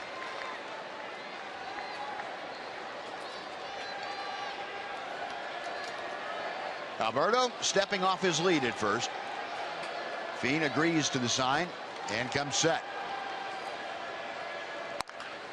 And another chopper foul. Almost everything Fiend throws looks like it has a downward arc to it. Yeah, it does. Going to get you a lot of ground balls or swings and misses. He's done that. Back-to-back strikeouts after the walk. Looked like both Jake and Shin-Soo swung over the top of the ball. Swung on top of it. Missed it. Prince waiting.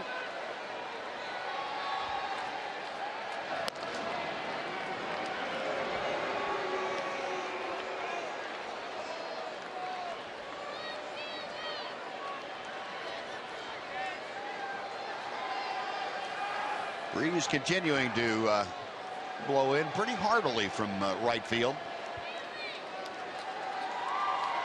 No balls, 2 strikes to Fielder. And now Fiend and Suzuki having a little trouble getting together. Twins in a pretty good shift, although the shortstop not on the first base side of the diamond. Bluth, the third baseman, waiting for that to come down, puts it away, and the Ranger 7th comes to a close. They strand their 6th runner of the game. We're going to the 8th here in Arlington. Rangers 3, Twins 3.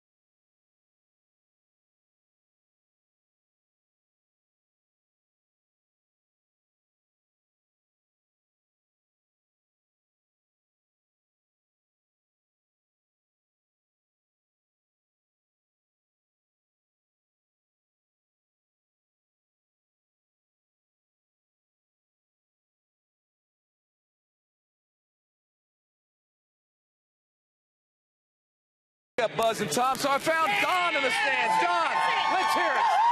Yeah, Jim, you know this is my first time getting to bring the broom out, the glow light for the season, for the sweep.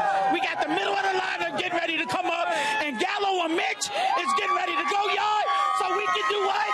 Sweep, sweep, sweep, sweep, sweep. Take the bag. Keep the chant going. Sweep, sweep, sweep. Buzz. Sweep, sweep, sweep, sweep, sweep. All right, Knoxley. Don't get in the way of that broom, Jim. I assume they're out of coffee in that section. That's all right. Well, we got some fans here. There are. And they're seeing a pretty good ball game. 3-3 as we head to the top of the 8th inning. Keone Kela has come out of the Ranger bullpen, and he gets a ground ball off the bat of Trevor Plouffe right at Elvis Andrus. One pitch, one away. 22-year-old right-hander Keone Kela coming in for his 30th appearance of the year. He started the day tied for 6th in the American League in appearances. The 30 appearances now, the high water mark on the Ranger club. He'll next deal with Eduardo Nunez. Keone working a couple of days ago, day before last, the first game of the Minnesota series. And that pitch a little bit low for ball one. Nunez, a double and a triple today, an RBI and a run scored. Average at .316. Pops one foul behind home plate.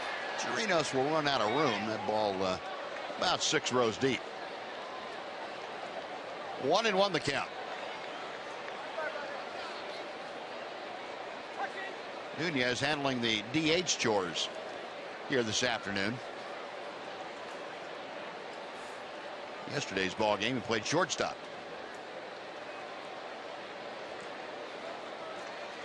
Twins yesterday had to shuffle their lineup around. Torrey Hunter at the last moment decided that he was going to go ahead and serve his suspension, a 2-game suspension. It began yesterday. He originally was in the lineup. Good breaking ball that Nunez couldn't reach.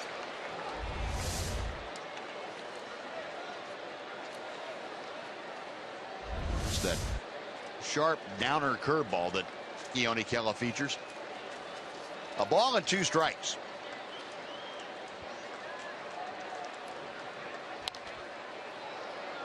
Got away with a little bit of a hanger there. Still 1-2. Good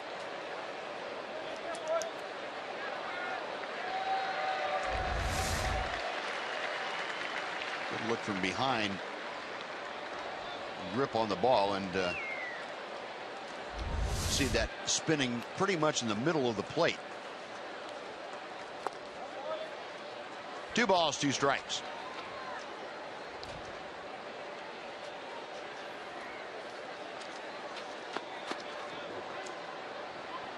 Keone, along with being 6th in the American League in appearances, tied for 4th in wins. He has 4 relief wins.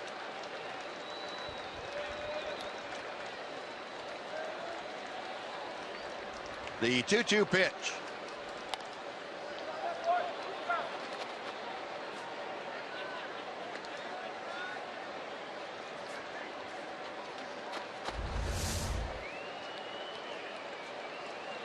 A little too close to the middle of the plate with those breaking balls. Fortunately, the hitter Eduardo Nunez was way out in front of one of them and looked like he was fooled by the other one. Didn't have real good swings at him, even though he had pretty good location to swing at. Got him swinging. Didn't matter with that one. No, 96-mile-an-hour gas, and that's always a good choice if you're in doubt. Well, fans, a quick reminder, you can fill out your 2015 Esurance MLB All-Star Game ballot right now. Visit TexasRangers.com/vote and vote for the Rangers as your favorite or second favorite team, and you'll get an offer for 50% off select games in August or September. Head to the web, send Beltre, Fielder, Moreland to the All-Star Game. Prince would appreciate your support, as would Adrian and Mitch.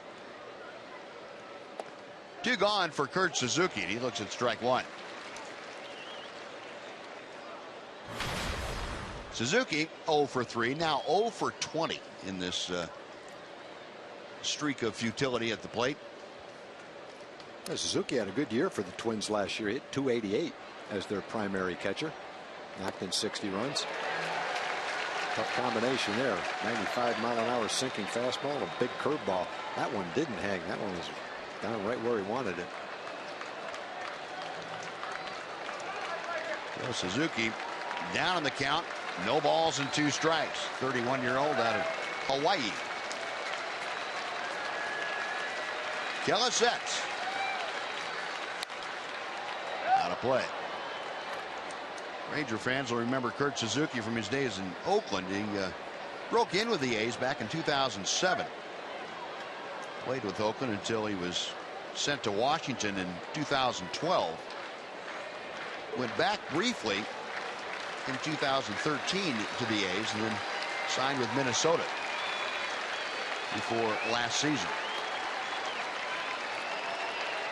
0-2 pitch. Come back and try it again. Suzuki out of Cal State Fullerton. He played his collegiate ball.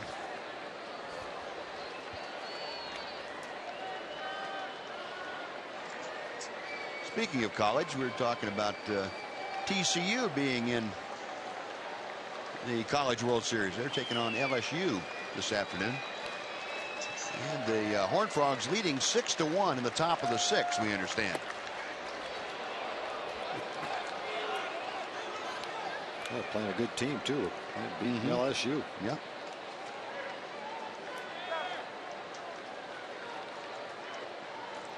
A ball and 2 strikes. Base is empty, 2 away here in the top of the 8th inning. Pulled foul outside third, and not foul by much. Bob Davidson right on the line down there at third made that call very quickly.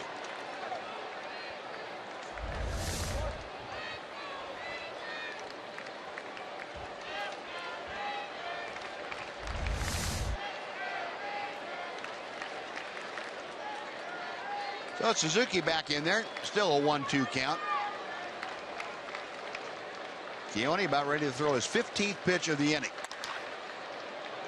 And Suzuki just chops one up the middle into center field for a base hit.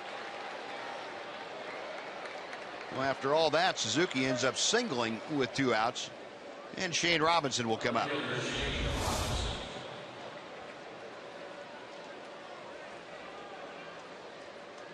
Yeah, you might have seen Elvis after that ball was hit just kind of stop dead. Now, he was playing over in the hole and the target was set inside. They figured if Suzuki was going to put the ball in play, it'd be pulled, and when that pitch went out over the plate away, Suzuki just chopped it up the middle, and Elvis not able to get a jump going that way at all. That pitch in the dirt, it's all the way to the backstop. So Suzuki down to second on a wild pitch.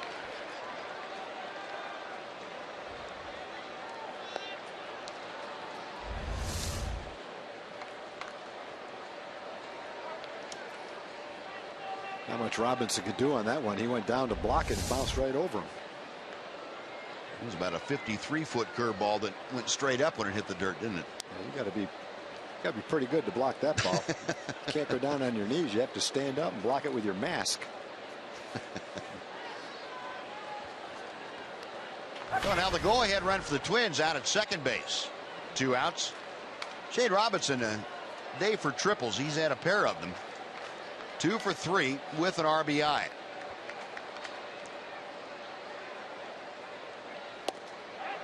And Keone drops that breaking ball in for a strike. I'm going to see how much torque there is on a pitcher's arm. That'll probably turn a lot of people away from wanting to pitch. I'm always amazed how it is that pronation, how it turns inside like that, your elbow. Pop foul, that would be back into the seats. Yeah, it's almost like your arm trying to turn inside out. Yeah, it looks like you should be throwing a screwball the way your arm turns.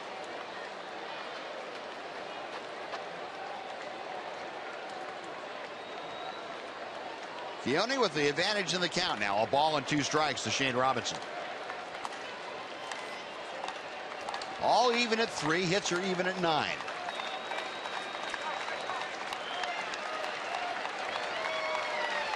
Kella back to the plate. Got him swinging. Nope, foul tip. Not bad. David Rackley immediately saying it was a foul tip. Just barely tipped it. Robinson's a tough guy to strike out in his minor league career. He's got somewhere around 2,000 plate appearances. He's only struck out a couple hundred times. Been around a while, 30 years old, long minor league career. Signed as a minor league free agent. Spent most of his time in the Cardinal organization. Takes that pitch downstairs. It's 2 balls, 2 strikes. That probably is very close to the bottom of the strike zone. In fact, it doesn't look like it where it ended up. But because it was going straight down like that, when it went across home plate, it actually was high enough.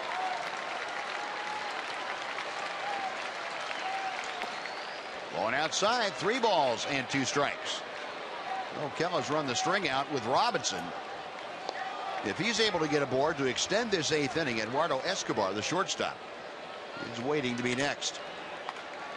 And we'll remind you, as we did yesterday, that even with the addition of Aaron Buxton, the Twins still have a depleted bench.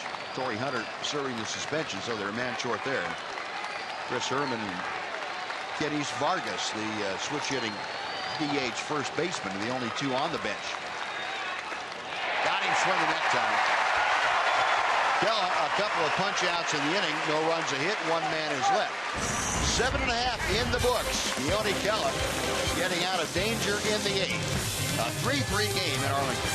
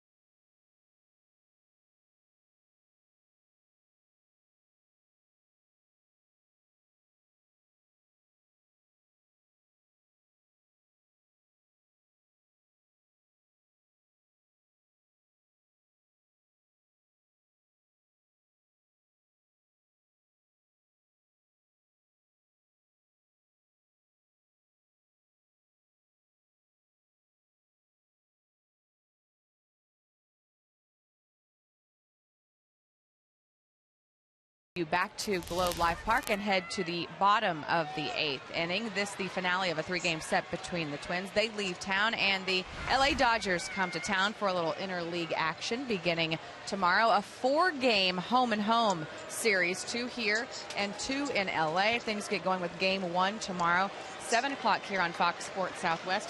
Yasiel Puig comes in red hot, and Prince Fielder's 27 multi-hit games leads Major League Baseball, fellas. All this great. I forgot.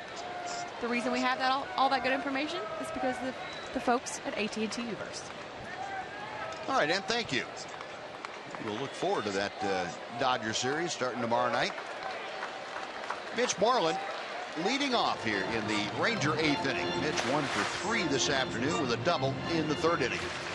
Casey Fiend back out for his 2nd inning of work. Took over for Phil Hughes. Hughes worked the first 6, gave up 9 hits and 3 runs, 1 walk, 3 strikeouts. And Mitch takes a strike. It is 2-1. Not Mitch's pitch. can afford to take a strike right there rather than swing at a tough pitch. That's not anybody's pitch right there. I don't think. Vladimir Guerrero, maybe.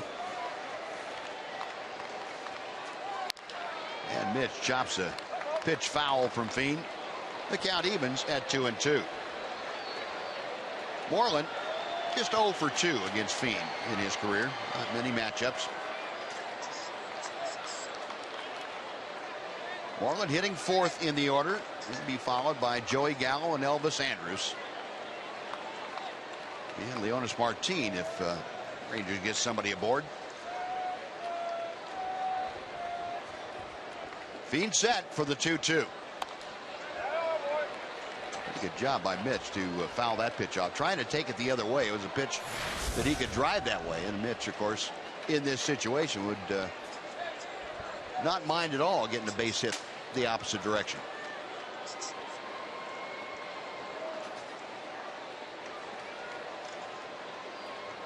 Fiend studying the signs from Kurt Suzuki. And Mitch rifles one foul down the right field line.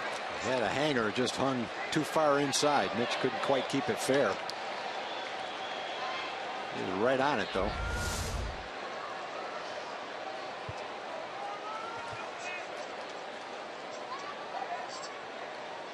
It's a little bit out in front of it. That one where as a hitter, after you hit it and pull it foul, you say, "God." Yeah, just needed to wait a little bit. Yeah. And Moreland, a towering fly ball to shallow left. Robinson makes the grab. That is out number 1, and Joey Gallo is next. But the reason that sometimes, usually the reason that you don't wait on a pitch like that is because you're aware of a fastball that, is anywhere from 8 to 10 miles an hour harder than that pitch. And when you've got a couple of strikes, you have to be ready for the fastball. And when you're ready to hit a 91 mile an hour pitch, then stands to reason occasionally you're going to be way out in front of a pitch that's 8 to 10 miles an hour slower than that. Joey Gallo takes a KC Fiend breaking ball that's off the plate outside for ball 1. And Joey's been right on everything today. That he has. Home run to center field, a line drive double play, and then a line drive to right. 1 ball and 1 strike. Well, Gallo, as he showed in his minor league days, when he hits home runs, he hits them in bunches. And he has had 1 yesterday, 1 today. Looking to add 1 more to his resume. But down on the count, 1-2.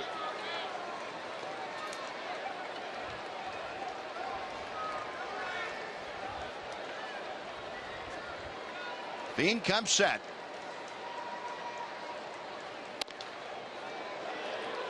Two balls and 2 strikes. Gallo up from Double-A, where Joey was a .314 hitter. Fouls that pitch back. Joey in 34 games at Frisco drove in 31. He had 9 home runs, but they all came in the span of about 5 weeks, starting in early May. Had to have some ankle surgery, which delayed his opening of the season. 2 balls, 2 strikes, 1 out, bases empty, a 3-3 ball game here in the bottom of the 8th inning.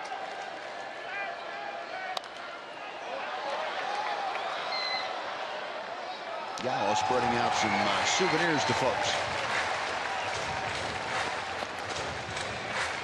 She is so happy that the man in the blue shirt made that catch.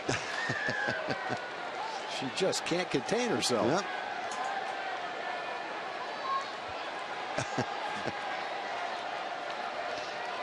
Fiend with a new baseball, ready to go. And misses high, 3-2. This guy's going to do it without a glove. No problem. That's why she was so happy. Payoff pitch. Got him swinging. Being able to work that pitch inside on Joey Gallo to get the strikeout. They're now 2 gone for Elvis Andrus.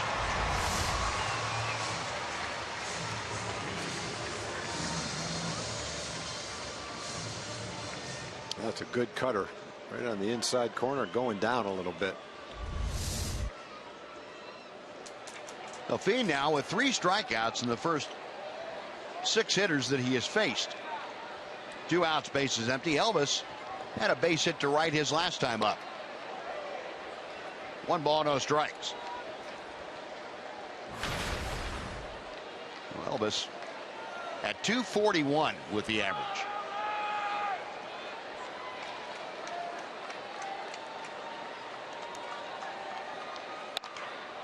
Off the end of the bat, a little squibber out to second. Dozier on to first, and that'll do it for the Rangers. They go down quietly. 1-2-3 in the 8th inning. We're going to the 9th at Globe Life Park, tied at 3.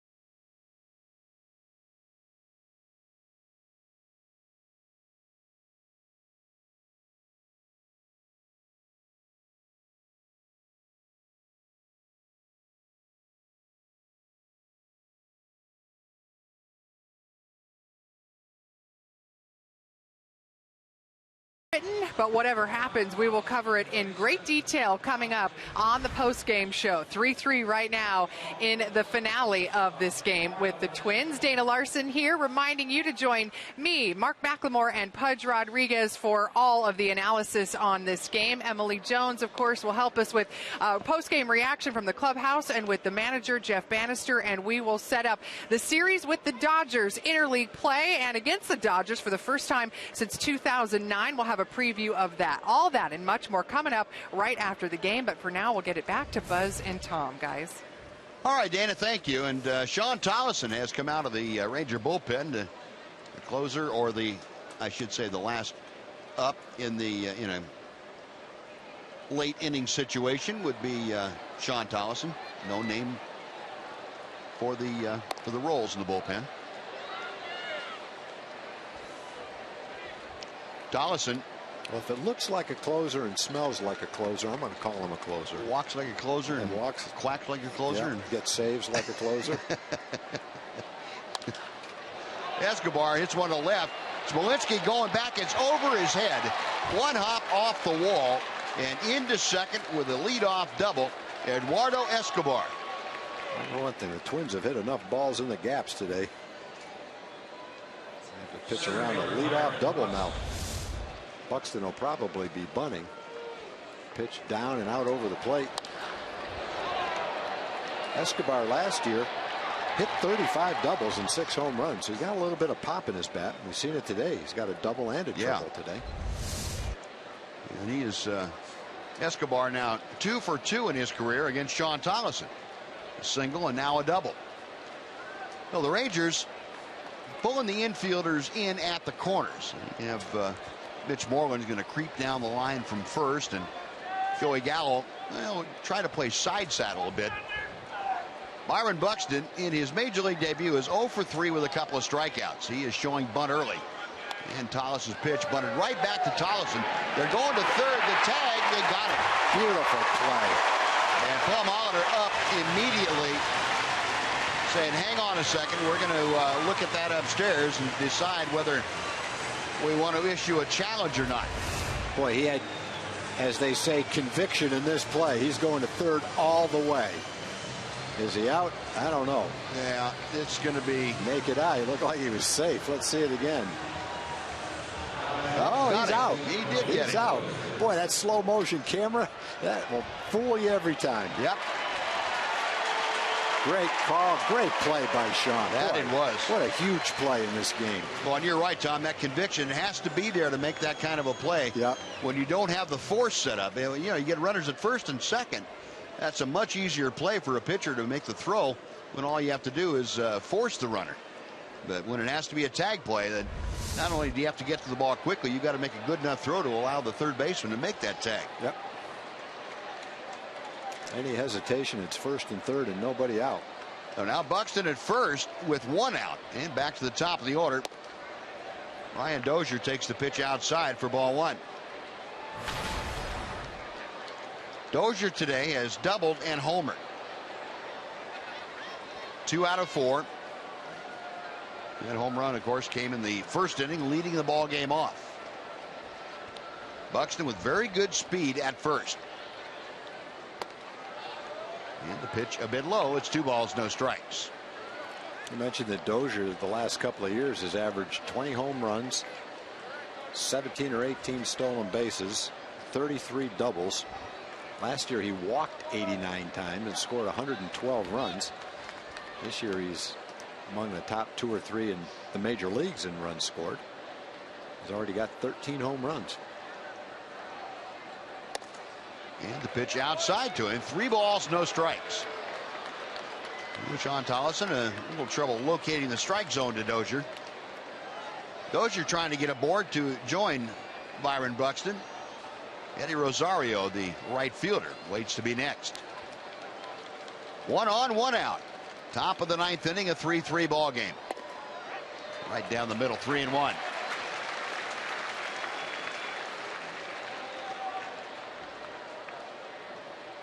And as you mentioned before, Tom, Dozier not the kind of guy that, despite hitting the leadoff spot, you can throw a 3-1 fastball down the middle and expect to get away with it. No, you got to be careful. He's also among the league leaders in extra base hits. Tolleson making sure Buxton doesn't have a walking lead over there.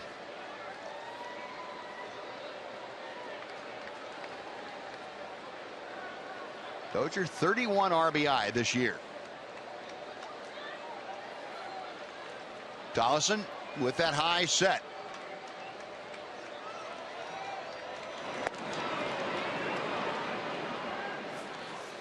Got Buxton a little gun shy. Buxton was not that far off the bag, but he was diving back anyway.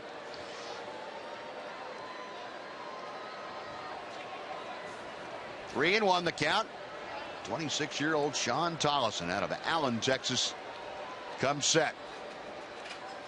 There goes Buxton, and the pitch fouled back over our heads.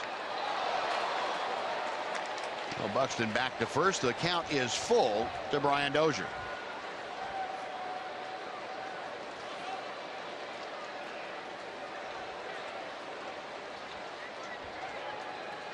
Sean Tolleson gave up the leadoff double to Eduardo Escobar. They made a great play on the bunt attempt by Byron Buxton to get the out at third. Now he's dealing to Dozier with Buxton at first.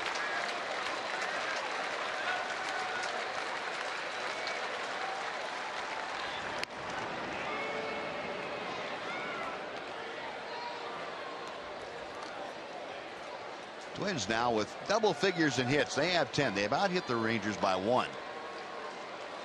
This ball game has been tied since the 6th inning, with the Twins put together 3 triples for just 1 run. There goes Buxton, and another foul back. You get enough foul balls, you can wear out Buxton, so hopefully he can't score.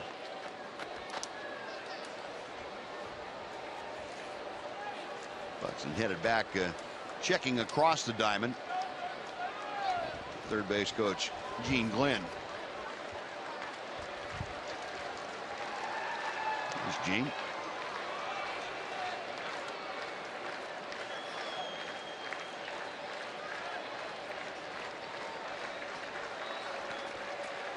Sean Tolleson Looking into Robinson Chirinos for the Signs. Now another 3-2 pitch is coming. Buxton on the move. The pitch is popped up. Good pitch. In on the fist, and Elvis Andrus will take care of that for out number 2. Went behind in the count to a dangerous hitter and come back and get him with a good fastball in and jammed him.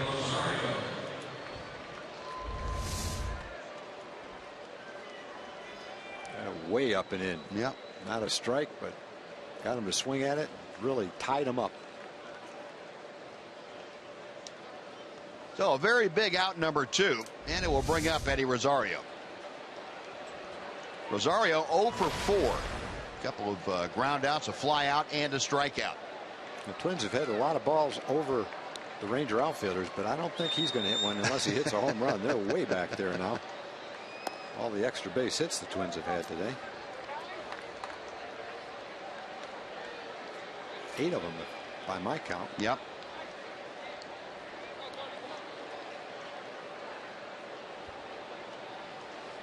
One and 0 to Rosario. He is a 276 hitter. Tollison a check of first. He misses low. 2-0.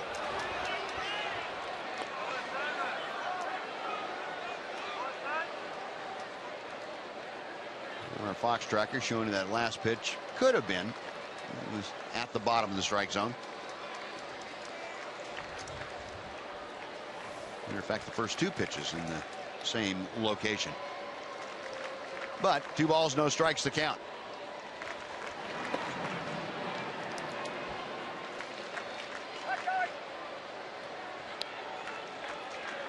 Butch Davis, the first base coach, over there to say something to Byron Buxton as they read the signs from across the diamond.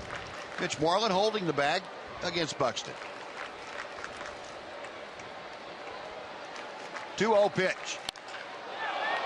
Right center field, hit pretty well.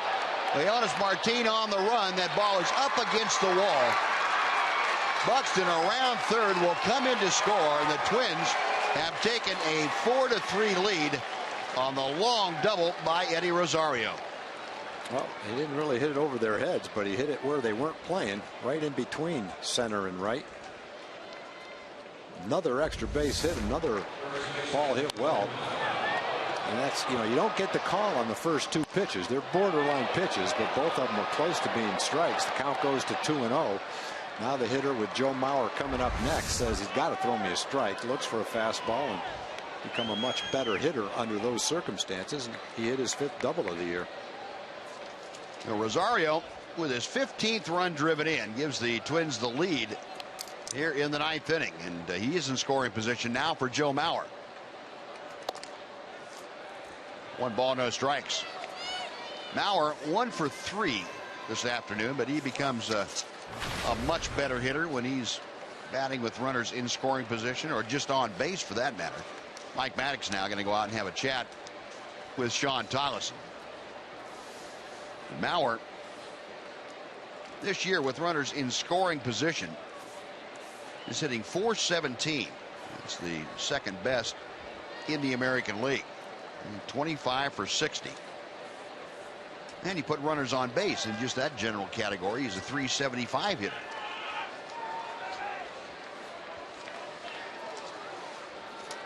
You have first base open. You need a right-handed hitting Trevor Plouffe in the on-deck circle if Sean Tollison wants to be careful with Mauer. This is low and outside. 2 balls, no strikes. The Twins 4 runs on 11 hits this afternoon. Now they're going to make this a formal intentional walk. Go ahead and make the last 2 to Mauer. Second intentional walk that Mauer has been granted this afternoon. There's the 4th wide one. No runners now at first and second. 2 outs. Trevor Plouffe coming up. He's 0 for 3 with a walk. You know, Sean Tollison, we've told you about his run of excellent outings in save situations, 8 consecutive save situations that he has converted. This is third outing since that save streak started that wasn't a save opportunity. And Sam Freeman loosening in that Ranger bullpen.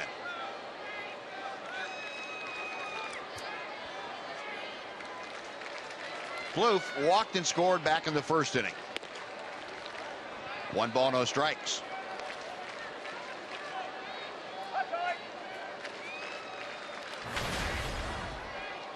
Plouffe, a .248 hitter. And he's got some pop. 9 home runs, 33 RBI.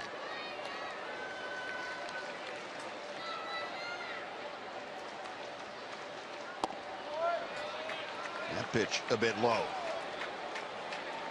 2 balls and no strikes. Sean has thrown 19 pitches now, 7 strikes and 12 balls. Very unusual combination of balls and strikes for Sean.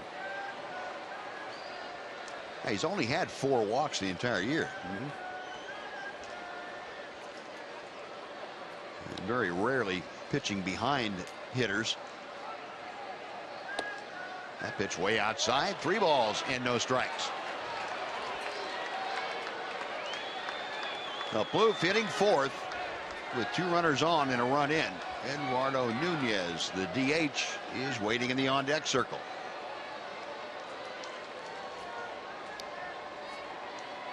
Sean Reddy, the 3-0 pitch. In the air to left field. That is playable. Jake Smolinski camped under it. Side retired. But the Twins take the lead. They get a run on 2 hits and lead 2. Rangers have some work to do with Martin, Chirinos, and Alberto in a 4-3 Minnesota lead.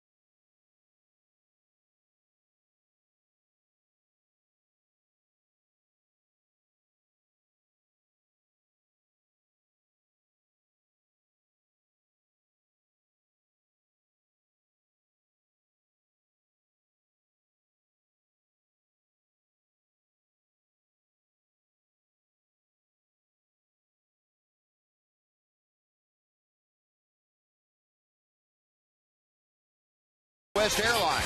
Book your low fare now at southwest.com. By AT&T UVerse TV. UVerse has more live TV channels on the go than cable. And by your Texas Ford dealers. Visit your Texas Ford dealer now for great deals on America's best-selling brand. Ford is the best in Texas.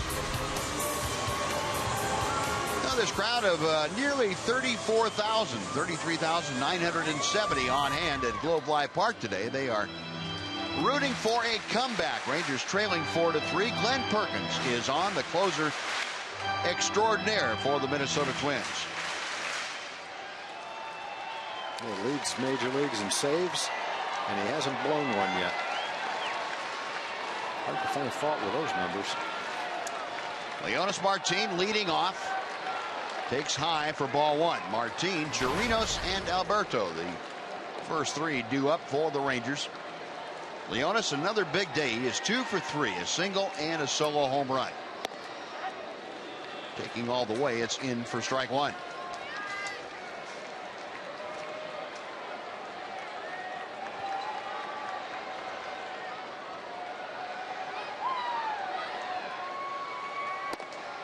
pitch outside. 2 balls and a strike. Perkins, the 32-year-old left-hander, is from St. Paul, Minnesota, a local product.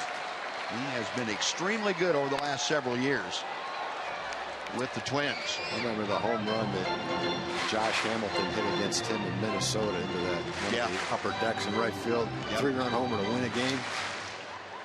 Line shot, he killed it. 2-2 the count now. Perkins set, back to the plate. And a chopper deep in the bag at first, and Mauer wins the race with Leonis Martin for out number 1.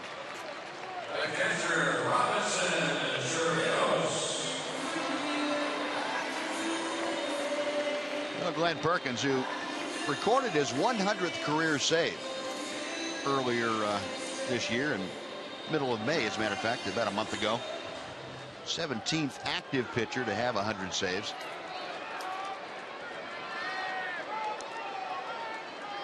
Robinson Chirinos 1 for 3 this afternoon, and a second inning single. Fouls back that first pitch.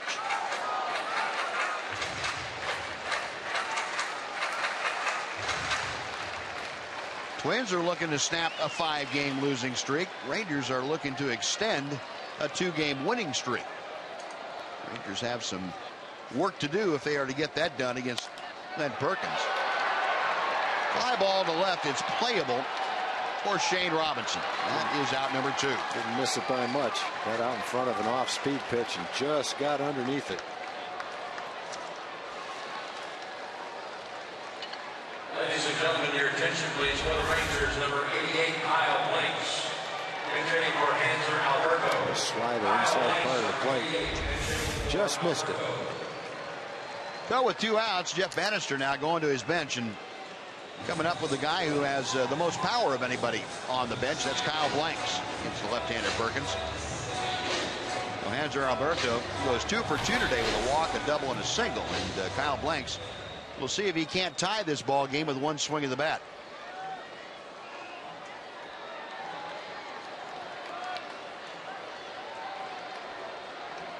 Blanks a .306 average, and swinging at the first pitch pops it up.